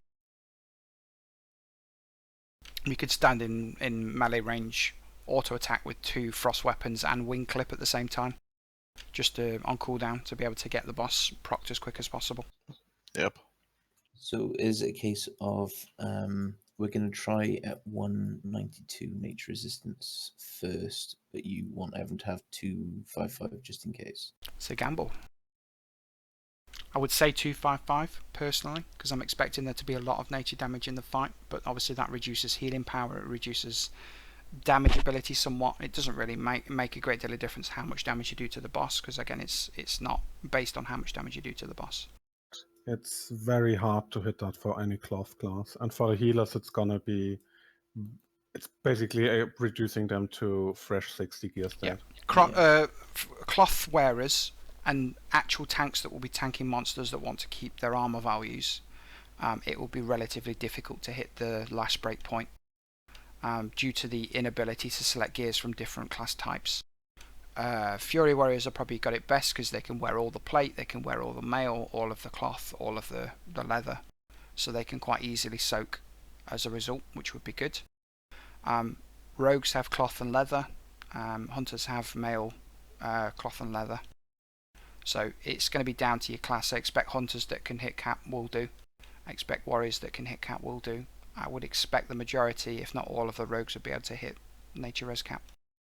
And this is a case of it regardless whether you go into the main raid or the off raid or the non-farm raid, or if when we merge together we do two raids, you're going to need this gear. It isn't a case of if you don't think you're going to get in the progression stuff, there's no point you farming it. There is always a point in you getting hold of all the relevant gear that you need. It shows us that you want to actually raid in the guild, and it also shows you've got the dedication, and it's a bit of a slap in the face for the people that have spent all the time doing the farming, doing the nature res farming, if you don't put the effort in to get it yourself. Not that I believe anybody in here will do that, because obviously you've spent the time to listen to this whole spiel, but just making sure that everybody's aware where we currently stand with that. Any other questions?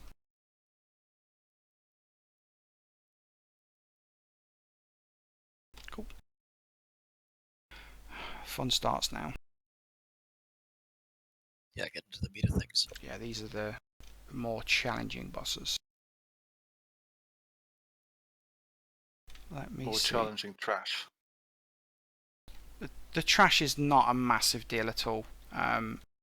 There are meteor-based mobs, and I know if you go and pull the Twin Emperors without killing all those meteor-based ones, because you'll get ones that for some reason you need to spread, and for other reasons you need to clump together. So it would depend on the ability that the mobs fire off. I believe they can be detect magic, much like the ones in AQ20 can be. You can actually find out which ones they are ahead of time. But the idea is that obviously we need to stack on the big ones. So it's again like the Anubis Centaurs for the very beginning, except that's what they look like effectively.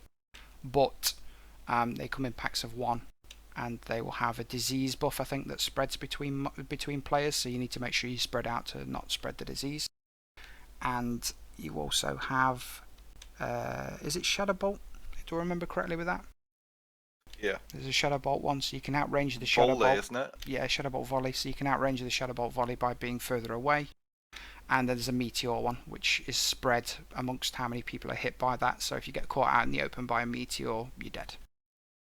So we'll need to move together as a group through those trash packs, and be ready to act accordingly. So it's either spread out if it's the ranged one, or clumped together if it's the melee one.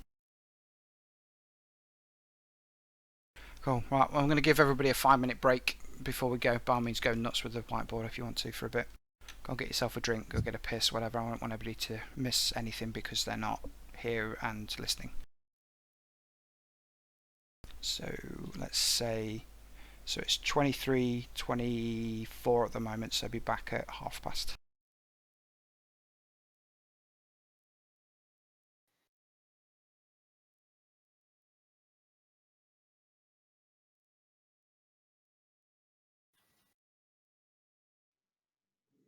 Is close. You are already dead. Your courage will fail. Or anyone else will quit. And you're not gonna stop there. So just do it. Make your dreams come true. Do it. Is that the Oxeron? Nothing is impossible. Do it. So, Make your dreams come true. Stockholm or Hellish. Easily. Cthulhu is just creepy. Like a pedophile. Yesterday you said tomorrow. Yesterday you said no. You're gonna wake up and work hard at. You're gonna wake up and stop giving up. You're gonna wake up and work hard at.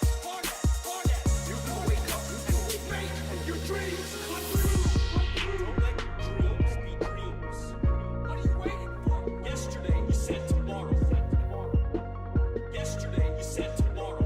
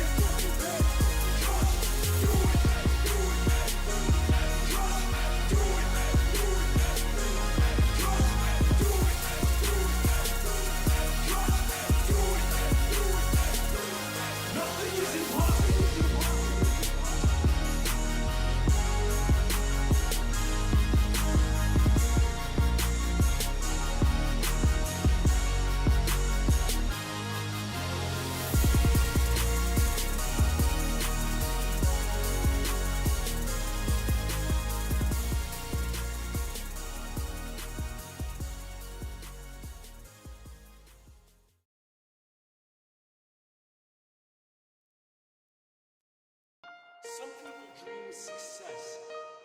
Don't let your dreams be dreams. You should get to the point where anyone else will quit, and you're not gonna stop there. So just do it. Make your dreams come true. Do it. Nothing is impossible. Do it. Make your dreams come true. Yes, you can. Yes, you can. Just do it. Don't let your dreams be dreams. Yesterday you said tomorrow. Yesterday you said tomorrow.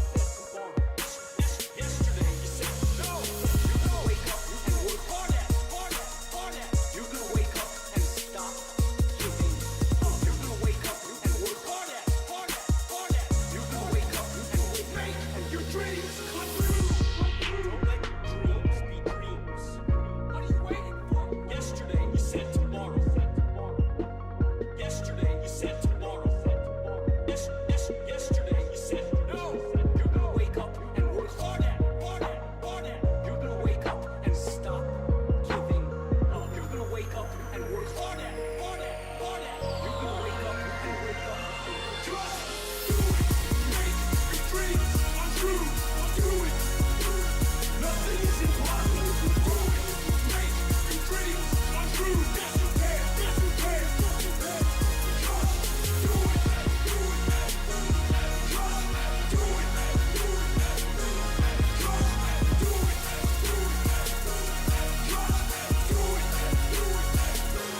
Nothing is impossible.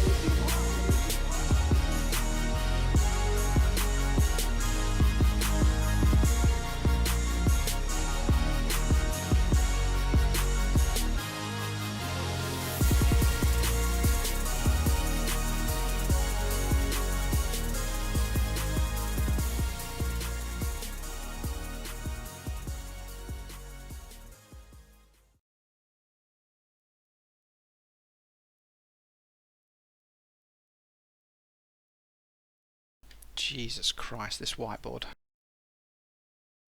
There's much worse in between. I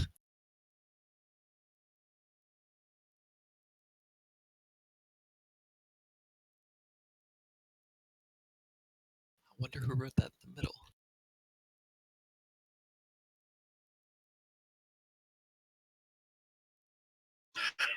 Okay, we'll get started again now.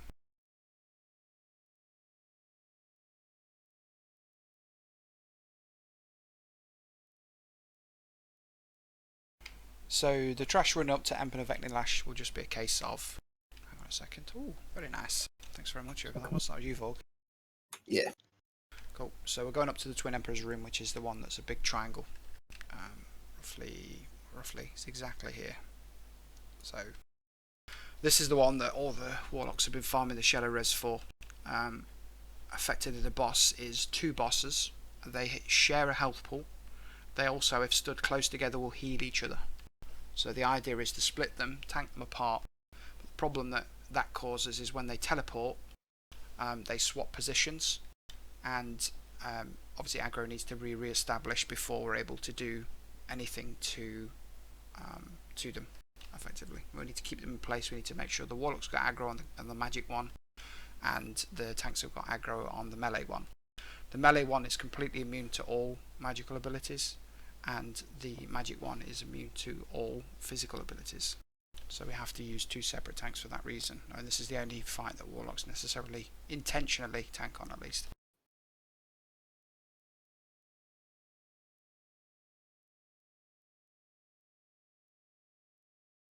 So Emperor Vecnilash, which is the melee one, does something called Unbalancing Strike, which will reduce the defense of the tank that it hits, and it will hit it on the current target, the current highest threat target. These bosses are both immune to taunt. Well, I know that the melee one is because it's inherently immune to magic based effects. It being immune to taunt means that you need to be careful on the aggro. The videos do quite a good job of showing how the DPS moves and how aggro is re-established when the swap happens. Any residual effects will remain on the bosses, and may cause aggro, which will cause issues. So we want to make sure that dots are expiring roughly around that time, if not a little bit sooner, to make sure that doesn't cause any issues for re-establishing aggro at all. The Emperor Vecna Lash, the melee one, also does an uppercut which hits relatively hard on a secondary target in melee range and will knock them away. So just something to consider. If you're quite low, if he targets you with that, you'll get killed. Emperor Veclaw, which is the magic one, has Arcane Burst, so any target that stood in melee range, whether it be a caster, whether it be a melee, will cause it to cast an arcane explosion type effect, which knocks everybody around him away, or her. I reckon it's a guy. Also places a blizzard, which does slow, and it's a non-channeled effect, so it just casts it and then goes back to what it was doing previously, but the effect will persist in its place, so make sure that you move out of those. If it's combined with one of the later abilities, the Bug Explode, may cause you to die. It does a lot of damage anyway, so generally speaking, as soon as you see that cast on you, stop any casts, move yourself, and make sure that you don't get hit. And the last ability, which is the ability that will be casting the most, is Shadow Bolt, so that's cast on the threat target, the current threat target. If they are brought too close together, they'll heal each other for 50k. It is reduced by Mortal Strike effects, so we may choose to do that if we have issues keeping them separated, but we shouldn't. Each side of the platform, so I wonder if I can zoom this in. I don't think I can. Maybe I can. Oh, I'll do it that way. So we'll be tanking one of the bosses down the ramp on the left hand side and one of the bosses down the ramp on the right hand side. And when they switch places, obviously they swap their respective spots. This gives us the ability to have the whole platform at the top free, and obviously any of the area between the two bosses free, which is where the melee will be running. Primarily speaking, the hunters will clear as many of the small bugs around the floor, because any bug can be picked to explode at any time. It grows really large, so it's not hard to miss which one's going to explode, so if it does happen and you're close to one, definitely move away from it. Whilst anybody like hunters and whatnot that has free time to DPS, a mage can turn to Fire Blast, do that to make sure it dies. If it is going to kill anybody, it's an idea to make sure it's dead rather than have the opportunity for it to kill someone that may be stood in place for any particular reason. There'll be one warlock and one warrior on each side, so when the swap happens, aggro will be dropped or threat will be dropped, and the respective warlock or warrior tank, depending on where it's moving to, will need to gain aggro as a first point. Any big heals, any DPS, anybody who stood in the wrong position will cause them to gain aggro unnecessarily, and it might cause you to die. If you overheal, the Shadow Bolt one will probably come for you. And more so, the issue is with the bosses moving. We obviously want to keep them as separated as possible. There's a good distance if we put them at the bottom of the ramp that they won't get close to each other, even if they do move slightly, which is fine. The tanks need to have their backs against the wall. The warlocks can be stood anywhere relatively decent. You don't want to be up against the wall. You don't want to be close to the boss in case it casts the arcane explosion, because if it knocks you away, you're not building threat. Other people are. If you move out of line of sight, then the boss will move to follow you. So it'd be an idea to make sure that people are in a good position. Right, let me clear this and start with a relatively good diagram. So every time the bosses swap, they drop aggro. Yes. So for ease's sake, what I'll do is I'll do the triangle that was on the map, and I will do the entrances and exits to the room. I know this sounds probably stupid, but is it possible to have like 2 master targets on KTM? You can have up to 10. Oh. KTM, no, there's not 2 master targets. Sorry, I was misunderstood what you said. There's only one threat target, and I believe I don't know which one to say would be best to use. I'm hoping that KTM clears automatically, so we don't have to worry too much about that, so you'll be able to see threat of relative people within the raid it doesn't make any difference. You know which one you're attacking, and the threat will only be built on one. So that shouldn't be too much of an issue. The natural target would be Vecnilash, in my opinion. It would be an idea. Just to Warlock nominate rotation one. would be Curse of Doom, perhaps, but mostly just Searing Pain all the way through. Searing Pain for definite, yeah. So that's what the Warlock will cast. Yeah, it'd just be nice if we could have like 2 master attacks just to be sure that we don't fuck up. Just don't be retarded. That generally helps as well. Well. So we will come in through this portion of the room. The boss will spawn on this side, and the other boss will spawn on that side. So the idea is to drag them to the relative positions as quick as you possibly can. Always pull the melee one first. Never pull the ranged one.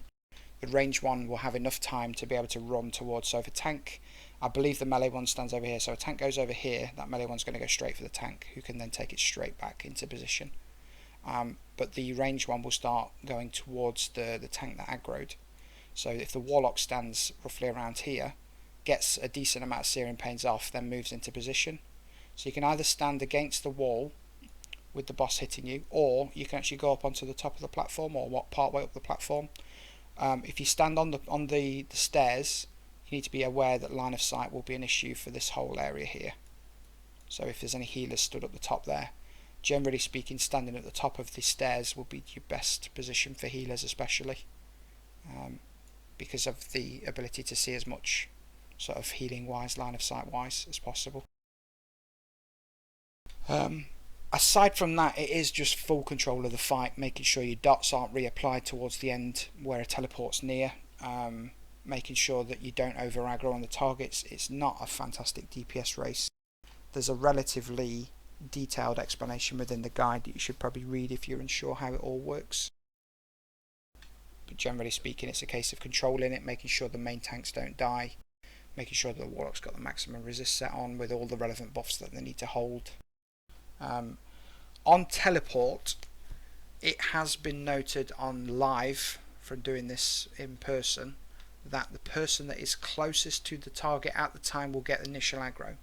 So what we want to do is the melee 5 seconds from teleport, rather than stay there until the teleport happens and then getting knocked away by an arcane burst, would be best starting to run to the other side, ready for the boss when he gets teleported over. So they're going to be sort of midway when the teleport happens. It means they're not going to get hit. It means that they're not generating aggro or leaving dots on the target prior to it leaving, which means that they'll get aggro on the other side potentially and drag it the wrong way.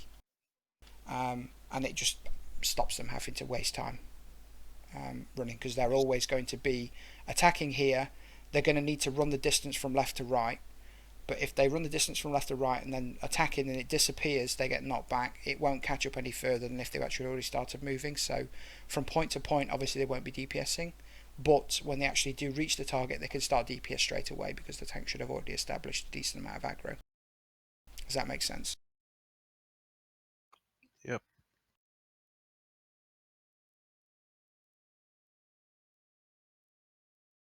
And range just need to be relatively careful. There is an aggro mechanic associated with Searing Pain, a high aggro generation. So you should be able to go not all out, but a decent amount of damage. And just be wary for when the swap's about to happen. We want to probably make sure that people aren't throwing spells any more than 3 seconds before teleport for that reason. Again, range can use that time to move across the stairs to the other side, ready to attack. That all makes sense.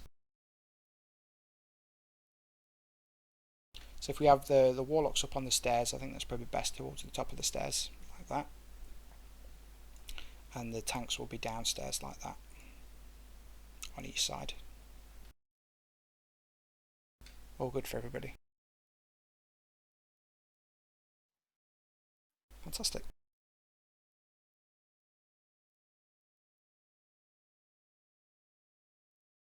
So Uru is going to be the next one. Again, there's another bunch of age trash on the way. This place is absolutely brimmed full of trash. and depending if trash respawns based on bosses that are alive, we may be forced to kill more bosses than we'd like to. Obviously our aim is to get as much time on Cthulhu as possible, because we believe that will be the sticking point. So Uru is on the way towards Cthulhu on the left hand side, so you'll get like a big tunnel and it'll turn off into a left hand turn, and it goes similar to this with a wall there and then another area that way. The boss will be basically a bunch of rubble here that will just bubble on the floor, so you won't actually see the boss themselves, but if you go close to that point, the boss will just come out of the floor. Let's see where we can start. So the boss has got lots of abilities, and he's got 2 phases that he runs between. So he goes from a stood still sort of DPS and kill it phase to a pursuit phase. So the first ability is sweep, which will knock all melee players away that are in range. It deals a moderate amount of damage, obviously it's going to hit the melee players quite hard. I would probably suggest that we see what it's like if the melee run away from the boss before sweep happens, because there is a timer for it on boss mods, and see if they're able to gain either more DPS or take less damage as a result of being able to avoid the sweep, because it obviously isn't a very large range. But I mean, they will lose a bit of damage time effectively if they do it wrong. AKA like Ragnaros' knock up, AKA several other bosses that we've faced before that do knockbacks. Just make sure you're safe if you're going to try and dodge. If you're not going to bother dodging, if the damage isn't really consequential, then we're quite happy for you to stay in and get knocked away, intercept back in, sprint back in, whatever you want to do. Probably not sprint back in, because you'll need that for later. Sandblast is a 180 degree conal attack. So let me delete the rubble, put the boss in place.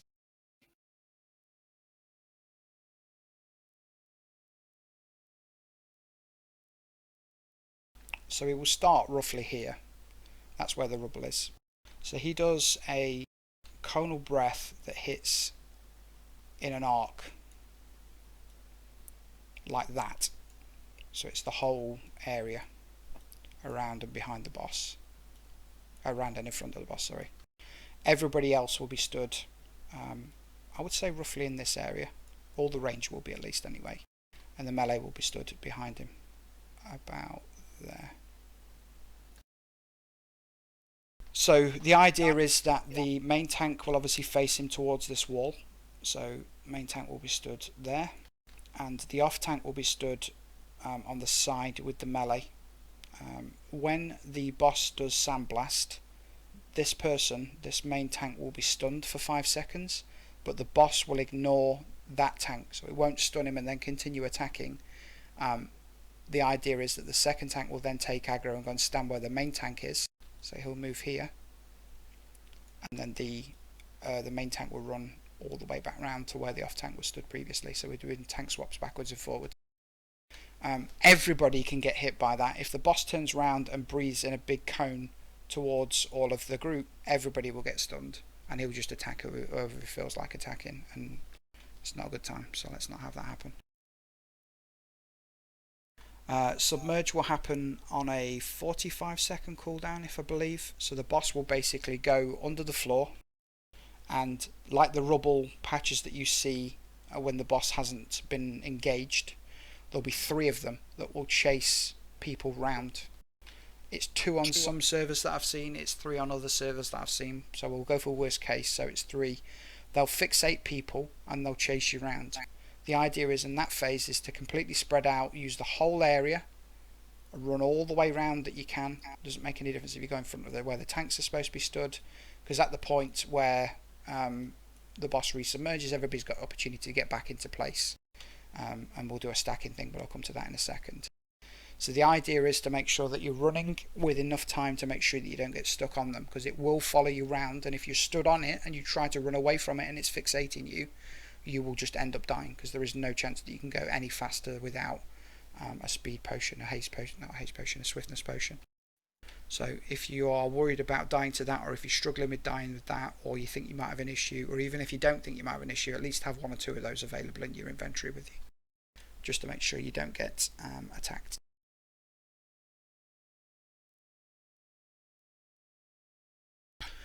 The 3 or 2 or however many of these things that chase people round will determine where the boss resurfaces. So obviously we want to be using the point. If you imagine you draw a straight line relatively straight back from the boss, we want to be pointing the bosses back towards the doorway so people can reposition. So it doesn't matter if it's over here. Obviously we'll do the conal breath that way, so we'll go in that direction, and the boss will be facing the back of the room there. Or if he's over here, we'll do the conal breath this way.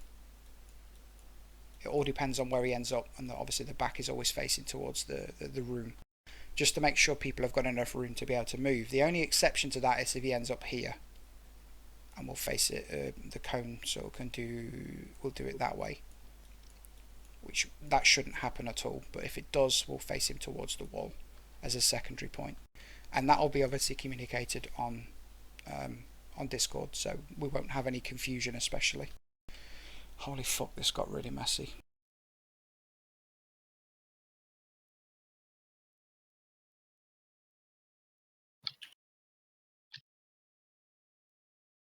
When the boss resurfaces, he will attack everybody that he is stood underneath and knock them away, and that does quite a lot of damage. So that's always a good idea to avoid that if you can. He will, like I say, I think he will emerge as effectively based on where the 3 piles are, or roughly where the 3 piles are. Let's see if we've missed anything. We have, yes, right. So when the boss resurfaces, everybody, say for instance he just resurfaces in the most ideal place, just for reference sake, we'll call a target at range to stack under. So we'll call, say if we do like a circle there, everybody stacks there because the boss will spawn a ton of scarabs. We're looking at sort of 15 to 20 scarabs, and they'll all fixate random people, or they'll go towards random people. We'll want to be having the healers roughly here to heal the main tank, and everybody will be clumped at a separate pack over here to make sure that we can AoE them together. So when we call it, somebody will AoE taunt, one of the tanks will AoE taunt, and we'll have all DPS called for. So whatever you want to do in order to kill the mobs, it's completely down to you. Hunters will pull any stray ads off the healers over here. Make sure they come straight to the pack so we can AoE them down and kill them. Tanks hold threat the best they can to the ones that are joining the fight, because they'll be on the hunters. And I believe that's it, apart from if there are no valid melee targets in range for him to hit, he will throw boulders at people which do roughly 6k nature damage. So again, pretty bad. But it's back and forth from phase 1 to phase 2 to phase 1 to phase 2 to phase 1 to phase 2, with the AoE included, with the cone further stun included, with the tank swapping. So it can be a little bit complicated. It certainly can get out of hand, but generally speaking, I think we've got the right tactic to be able to kill him. And then 20%. Yes, there's a 20% portion as well. Sorry. Is the boss tauntable, or does the second tank need to be It's second threat by tauntable. default? I don't believe it's second threat by default. I believe it is tauntable. Okay. So at 20%, the scarabs will just continually spawn. So we want to drop as much fear bombing, frost novering out of the way of the group, and effectively just a DPS race to kill the boss. The ads don't despawn when the boss is dead, so we'd still have to deal with them. Make sure that you're not checking loot on the boss or going fucking running around, spazzing around or whatever. Make sure that you kill the ads before we do anything past that point. But it is just a DPS race, because more and more ads will come. We'll use as many fears as we can possibly muster. We might have some sort of fear rotation just to make sure it's relatively well put together. Anybody got any questions at this stage?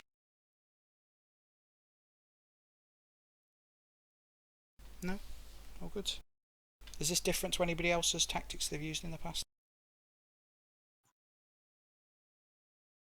We skipped him. Yeah, cool. Like I did kill that on live, so.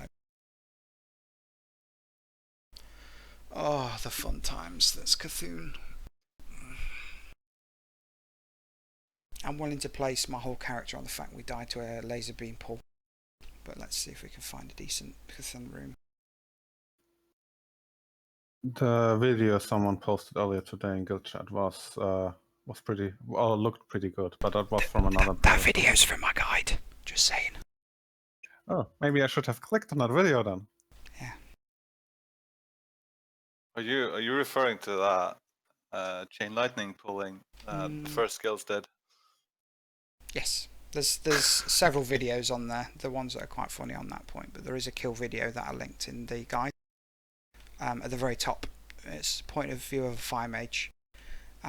The other ones of examples how to fuck up is tons and tons of guilds fucking up the pull. Even a level 80 raid getting killed by it. So Yeah, because that only increases from jump to jump. correct. Doubles. However much damage it does to you, inclusive of resist, of course, it doubles and jumps. But I did write down theoretically how much damage it could do if it hit all 40 people. Let's see if I can find it. So it's 1,999,511,627,776,000 damage to the last person it hits. Theoretically. I believe there's a damage cap. I can survive that. Oh, Okay. so it doesn't send the damage number into integer overflow? It does a what? Maybe in game. No, you usually just get a. If you're using the default frames, you just get a really big number go across like a big portion of your player frames on your portrait if you've got the damage numbers on. I don't really want to test it out, to be honest with you.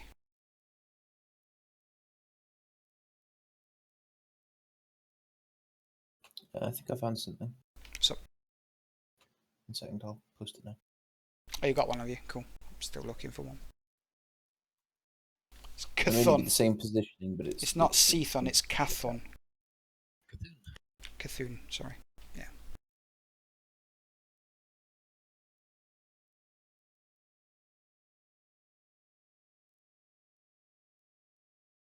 It's not Cthon.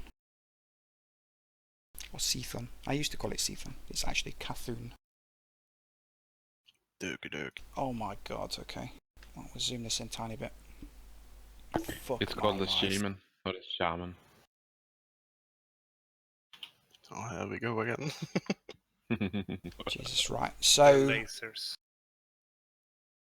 Make this a smaller line because this is going to be needed. So the entrance way is over here, so you'll go up a big ramp and you'll get to the entrance here, roughly.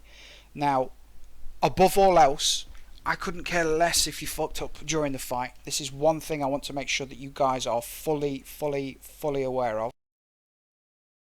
It's going to be red for this one. This zone here, on pain of death, if we've not pulled the boss, do not go in this area. Anywhere close. You can go to the very edge, as long as the boss does not have line of sight of you, fine. If you hug the back wall, you can cross that path, no problems whatsoever. So this is okay. Doing that's fine. If you do that, you fuck it up. So don't do it, please. Please don't do it. It just pulls the boss and the boss will just beam because everybody's stacked together and it will just kill us in one shot. So it will waste people's buffs, time. If we have to run back because all the fucking healers died, which they probably will because the boss's beam has got an unlimited range. Bad news. Bad news, bad times. Don't do it. How the fuck can I undo that now? There we go. So make sure that red box there, you don't go anywhere near it. You're fine to stand like here. No problem. You're fine to stand here, no problem. But do not go anywhere near that red box at all. This red box here, do not go anywhere near that box. If you cross across, whether it's by accident or on purpose, or you want to sneak a peek at the boss, just look round the corner with your camera. Don't actually go in this area at all, because it will cause a wipe. Guarantees. It puts everybody in combat. The boss can shoot through the walls to where we're running up on the ramp. It can shoot people that are still running back. It will kill absolutely everybody. Everybody 100% clear on that. Oh, it's fucking more than 50 DKB minus. I might get somebody new in the raid.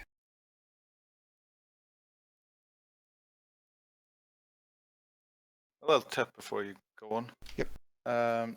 You know that the last room there where you hand in the thingies? Over here? Yeah, you're probably lagging on my screen, but the square room, the 6 square point room after you pass the crossover. Correct. Yeah, there's like 3 dragons in human forms there, standing with like prison circles around them. I know guilds used to practice the rotation or practice the group moving around them right before entering, and it worked well. I would like to hope that we wouldn't need to do that, but if we do need to do that, then I appreciate that suggestion. We'll have a look into it. So let's see if... Can't expand that. I'll have to zoom in a bit so we've got better visibility of it. So...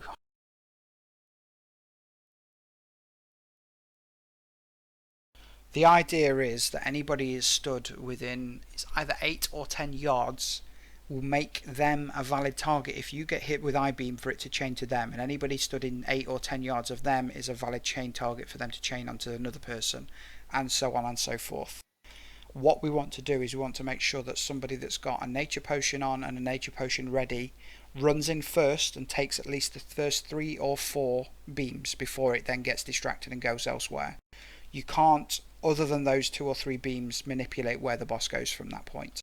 If you do anything that causes any aggro whatsoever, that will make the boss turn to you. It puts you on their aggro table, and it will make sure that you get beamed next, which means that anybody around you will get beamed, and anybody around them will get beamed. So that's the trickiest portion of the pull, making sure that people go in staggered. Generally speaking, what we can do, and this is all seem to how it actually go on, is have a big line of people on this side and a big line of people on this side, and like you would see people jumping out of a plane when they're doing fucking paratroopers, you get people go in one at a time. So one will go in, and then 10 yards behind that another person's going in behind them, and 10 yards behind that another person's going behind them, just to make sure that we get a decent amount of spread. And the people that need to be at the back of the room will go in first, and the people that need to be in the front of the room go in last. We'll try and stagger it that way. As per these already predetermined areas, we want to try and split up the groups to make sure that people are within range of a healer, have tanks available, have DPS available, and ensure that people are effectively close to people that can heal them. Raid targets will mean that, generally speaking, as long as the healers are spread, that shouldn't be an issue, so we might just spread healers, but let's try and keep everybody together for the sake of Wind Fury totems, that kind of thing. So, fuck me, where to start? So phase 1 is the boss will be a big eye. He will stand in the centre of the room, he won't go anywhere, he doesn't move, it doesn't necessarily have an aggro table, so we don't need to worry about anything like that. But beam is definitely the worst portion of the fight. Hits ridiculously hard, especially if you chain it. We don't need to be chaining in more than 2 times really. Well, there is an add-on that you can pick up that will tell you if you're too close to somebody else and will turn red. As per the video that's on the forums, you can see that he's made it quite big and stuck it in the top left hand corner, so it just helps you sort of spread out and make sure that you're not close to people. And I think it's activatable by a particular command. Can't remember exactly what it is, it's like 3 letters. Let's see, so every 45 seconds eye tentacles will pop up at 8 points. So these points here, try and make this a little bit bigger.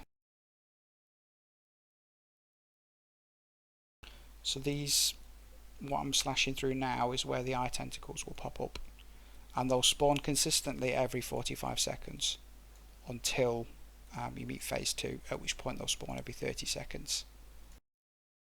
And what they will do is they will pick a random target within the raid and they'll mind flay them, but they are completely susceptible to interrupts, to stuns, to silencers, and to death. They haven't got much health. It's just a case of people use instants towards the ones they're closest to and help out any other nearby teams that haven't killed theirs for whatever reason. Make sure that they're dead as an absolute priority. They are #1 priority at this stage. Staying spread and making sure that the eye stalks are dead when they pop up. You'll also get small claw tentacles which will pop up underneath somebody and they will knock people around. So say for instance one popped up underneath whoever that is, that person will be knocked in a random direction, roughly about that sort of distance. They won't go very far. The idea is to kill that as quick as possible, get back into position, make sure that you're not too near somebody. If this player here sees that the person that gets knocked back to that spot, just move away slightly, just move to a different location. This person will try and move away from them, that person will try and move away from that person. Because if you get beamed, it's obviously unnecessary damage. This person has already taken hit damage from being knocked away. It's not a great deal, but it could potentially kill you if you're unlucky. It's about minimizing the luck involved and making sure that you don't make mistakes which will cause other people to die. Once those are dead and the boss is fully susceptible to damage at this stage, so that's the main idea, is people will be killing the boss at this point. Once he reaches 0%, he will despawn and a new boss will appear. So it's actually Cthulhu himself, whereas this is the Eye of Cthulhu. So let's see, yeah, we've missed one thing. So it's Dark Glare, which is an ability that comes out the front of the boss. So at obviously random intervals, the boss will be spamming the eye beam out. He will spin round and turn and face the people he's going to be eye beaming. Randomly at any point, so just spaz over all over the place and start attacking people. What we need to be wary of, just delete all these, is get rid of that one as well, is the eye beam. So the boss will turn dark, or turn darker than he currently is, and face towards a particular position. Now he can face anywhere in the room, can face towards any particular person at all. What I want you to do is, say for instance the boss faced this way, I need this group to run that way and this group to run that way, out of the way of the boss to start with, because there's no eye beams happening, so you can clump together if you need to, but the idea is to keep the same structure that we've got here with the groups and rotate around. So the boss will do a full 180. So say for instance he rotates all the way around this way and ends up here. This group here, #1, will be at #8's position, as it's got the numbers in brackets, as you can see. If he rotates counterclockwise, it'll be the same position. They just need to make sure that they do a full circle around the boss. If the boss themselves then, say for instance, does... You basically just move 12 hours. Yeah, you move around to the opposite side of the room. Clockwise. But I'm more worried that if somebody sees the boss do this and splits down the middle, I don't care which way group 1 goes, as long as they move the direction that's away from the eye beam. You want to make sure, because you don't know if it's going to go clockwise or counterclockwise or clockwise at all. So it's just a case of making sure that you are well out of the way of the beam, because it's got a fat range. It goes all the way to the edges of the rooms and it's quite fat in size, and you don't want to get caught. One of the things that tends to happen is if you don't move quick enough away from the beam, one of the claws appears and knocks you into the beam and kills you. So the further away you are from the beam, the better. All make sense? And that's phase 1. That's nothing more than the general amounts that you need to be doing. So whilst the boss is doing Dark Glare, I don't even believe the tentacles can appear, but they can appear before Dark Glare and still be up by the time Dark Glare finishes. How fast does that beam move? Not very fast at all. It's really slow. It probably takes... Even at the outside of the room? Yeah, it will be. It's obviously slower on the inside of the room because you're closer to the boss, so you don't have to run as much to get around. Obviously further away you'll probably not be able to easily outrun it. It'll probably run at running speed, the furthest point away you could be. Just be an idea to get in nice and close, do a solid rotation and move the whole raid around 180 degrees. And obviously however long we keep the boss up is however long the fight will last effectively. So the quicker we kill it, the less Dark Glares that happen, the less Stalks we have to kill, the less damage people take, the less mana people need to use. So just push the damage at that stage. There's no aggro table, so it's free damage at that point for you. Hey, I'm just getting in here. Do we have like a whiteboard up or anything? Yeah, so can somebody relink it for me in Discord?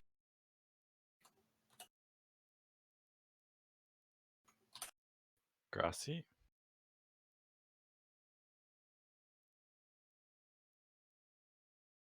Cool. So in phase 2, the boss takes 99% reduced damage, so you'll only be doing 1% damage to it at any one point, so it's really no point to do it other than if you are a rogue that wants combo points or if you are a warrior that wants rage. There's no point to hit the boss at all at this stage. Eye tentacles will spawn as they did in phase 1, but now they'll spawn 15 seconds faster, so it'll be on a 30-second cooldown. So they are the second highest priority mob in this phase. A new monster will spawn called a giant eye tentacle, which has the same ability as the boss had from phase 1 that will chain to kill people. So if that isn't stunned, locked down, interrupted, because it can be kicked, unlike the boss's phase 1 boss's ability, it's instant cast.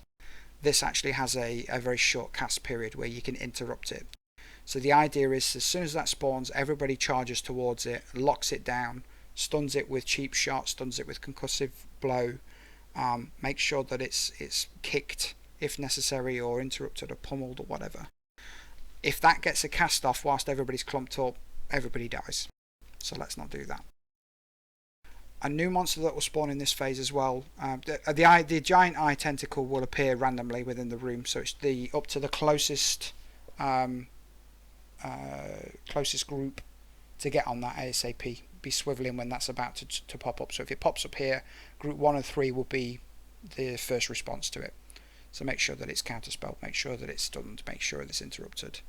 Do as much as you can to stop that from happening. Once the other groups start to merge into that fight there, you'll have more backups of people being able to help. But in your immediate spawn point, the closest groups are responsible for making sure that doesn't kill everybody. At this stage, at phase 2, we need to be spread out still until that happens. Once that's dead, what we can do is we can run, as the video shows, we can run together to make sure that the giant claw tentacle, so if we run, for instance, designate that as the spot to clump up at, if we run and clump up here, when the giant tentacle spawns, everybody can kill it nice and easily because it's close together. It does hamstring, it does an AoE knockdown. It just does a relatively decent amount of damage. So the idea would be that we can stun it, and we can make sure that it's taken down ASAP. So that's the third highest priority. So the first highest priority is the eye beam tentacle, the giant one. Second highest priority is the eye tentacles, which will spawn just after you've killed the big claw. So that all the cooldowns that the bosses has, all the spawn rates at which the mobs spawn, all works in a cycle. As you see by the video, you can see that they move to a particular place, spawn the big claw, run back into position as the eye beam tentacles are spawning, and then the big one will spawn. The big eye beam tentacle, the giant eye beam tentacle, will spawn, and that's when that starts the process of running and clumping back up again. If you see the video, it's very clear, so it'd be an idea to make sure that you familiarise yourself. That's probably one of the best tutorial videos that I've seen, because it slows down at points where you need to be doing different things and shows you where you need to be, what you need to be doing, what you need to consider at the time that all the effects go off. Randomly, players are picked to go into the stomach of Cthulhu, which another untargetable tentacle will pop up and swallow a random player. So that can be a tank, it can be a healer, it can be a DPS, it doesn't matter which. You'll be teleported into a separate room which is underneath the current room that we're stood in, and you'll be dumped into stomach acid. You need to run to one of the platforms on the left and right, and then depending on what you're currently surrounded by player wise, you may have a healer in there, you may have just a couple of DPS in there. If you're a healer and you go in there and you're by yourself, you can out heal the stomach damage, which ramps up over time and does quite considerable damage if you stay in there too long. If you stay in there to wait for the next damage dealer, at the very least and give them a few heals before you jump out. There's a pad where you can jump onto this pad and it will shoot you back into the room, but you can still take the tick when you're mid-air going up into the up back into the room again. So you need to make sure that you are not going to take that tick as you're flying, because you'll just die. So don't push your time in there. There are 2 tentacles in there that need to be killed, and killing those 2 tentacles will make the boss vulnerable to damage, and there'll be 2 or 3 rounds of vulnerability before we can kill the boss if everybody's alive. So the idea is that if I, for instance, went down as a tank, I can't do shit as a tank. If I go near them, I'll take more damage. If I stay in there too long, I'll take damage from the stomach. There's no point me being down there, so I just run and jump out. It's pointless for a tank being down there. We're more useful up at the top. We're better utilised upstairs. So run out and jump out. If you're a melee DPS, again, same cases that you can't really get close to those tentacles without taking extra damage. If there's no healer with you, don't bother staying. Just jump straight out. If you're a healer and you go in there and you're by yourself, you can heal any DPS that follow you. If you're a healer and you already jump in and people are already there, you can heal them, but obviously make sure that they leave sooner than you do. You can keep them alive for a certain amount of time, but you'll see that the damage that they take, it's on like an 8-second or 6-second tick. It's not very often, but it will ramp up relatively quickly. So if you can keep people alive in there, by all means do that. If you're a ranged DPS, do as much damage as you can. If you're accompanied by a healer, stay for longer. If you're not, get out quickly. Does that make sense to everybody? Yes. Everyone is asleep. Cool. And that's it. All you need to do is you need to make sure that you kill the boss within that vulnerability period. Claws that have already spawned, or any tentacles which have already spawned within the phase prior to you making it vulnerable, will stay alive. The worst thing you can do is do the vulnerability, because we can time it with the vulnerability going up with I-beam tentacle coming up, or stalk tentacles, the eye stalk tentacles coming up, because you've got to deal with those first. You can't leave them whilst you're damaging the boss, and it also wastes damage time on the boss itself. So if, for instance, we just killed the stalks upstairs, the 8 I-beam tentacles, we can then go, right, kill the last tentacle, jump out, start attacking the boss. If you do it whilst the I-beam tentacle's up, or whilst the stalk tentacles are up, you've got to kill those first before you go on to the boss. If the big claw is up, not a problem, because an off-tank can tank that with a healer. And they can stay there and wait till the vulnerability phase is gone. Does that make sense to everyone? Everybody happy with the tactics? Anybody got any questions? This is certainly going to be the most challenging boss within the fights. Everybody needs to know what they're doing. If anybody wants to speak to me privately, who wants to chat through stuff, Disgusting Oozling, I believe, removes the... because you get a debuff if you're stood in the stomach room. So the Disgusting Oozling, I believe, removes that debuff, so it means you can stay in the stomach indefinitely. But that would be considered bug abuse, and we're not going to do it. I think it also removes other debuffs too.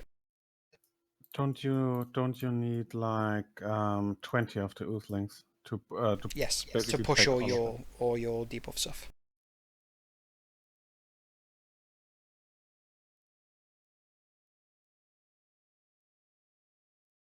But we're not going to be doing that, so pointless to discuss it.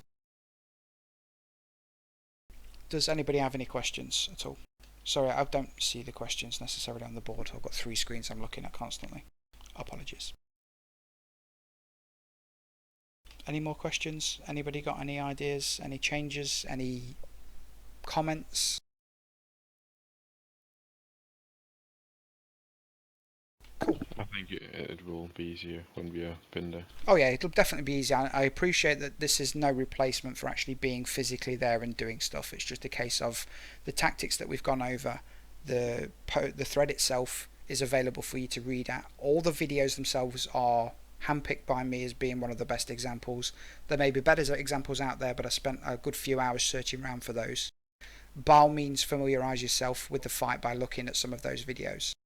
If there is anything you'd like to speak to me privately or in a group, you can PM me, you can whisper me, we can talk. I've got all the time in the world for people that want to learn. I have no time in the world for people that come unprepared and fuck things up for everybody else.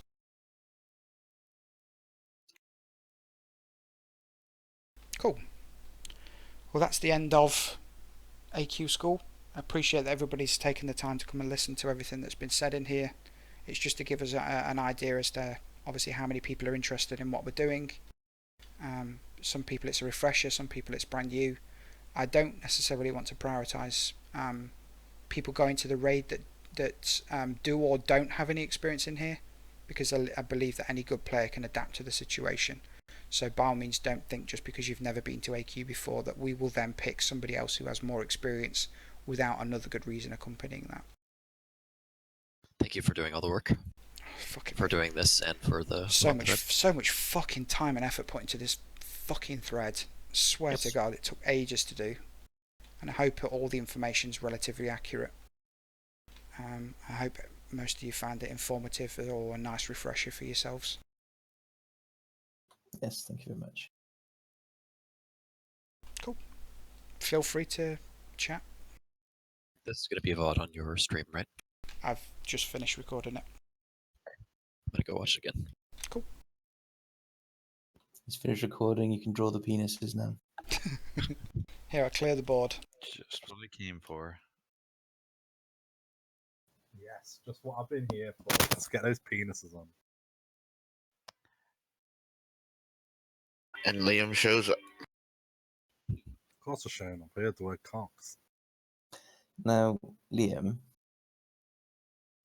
have you told him already, Devious? What? Oh, the pants? Yeah, he knows. Okay. Yeah, I gave the password to my Steam account instead of the password. Oh, God. I was like, it's like similar-ish, but it's too different for it to have been a typo. Yeah.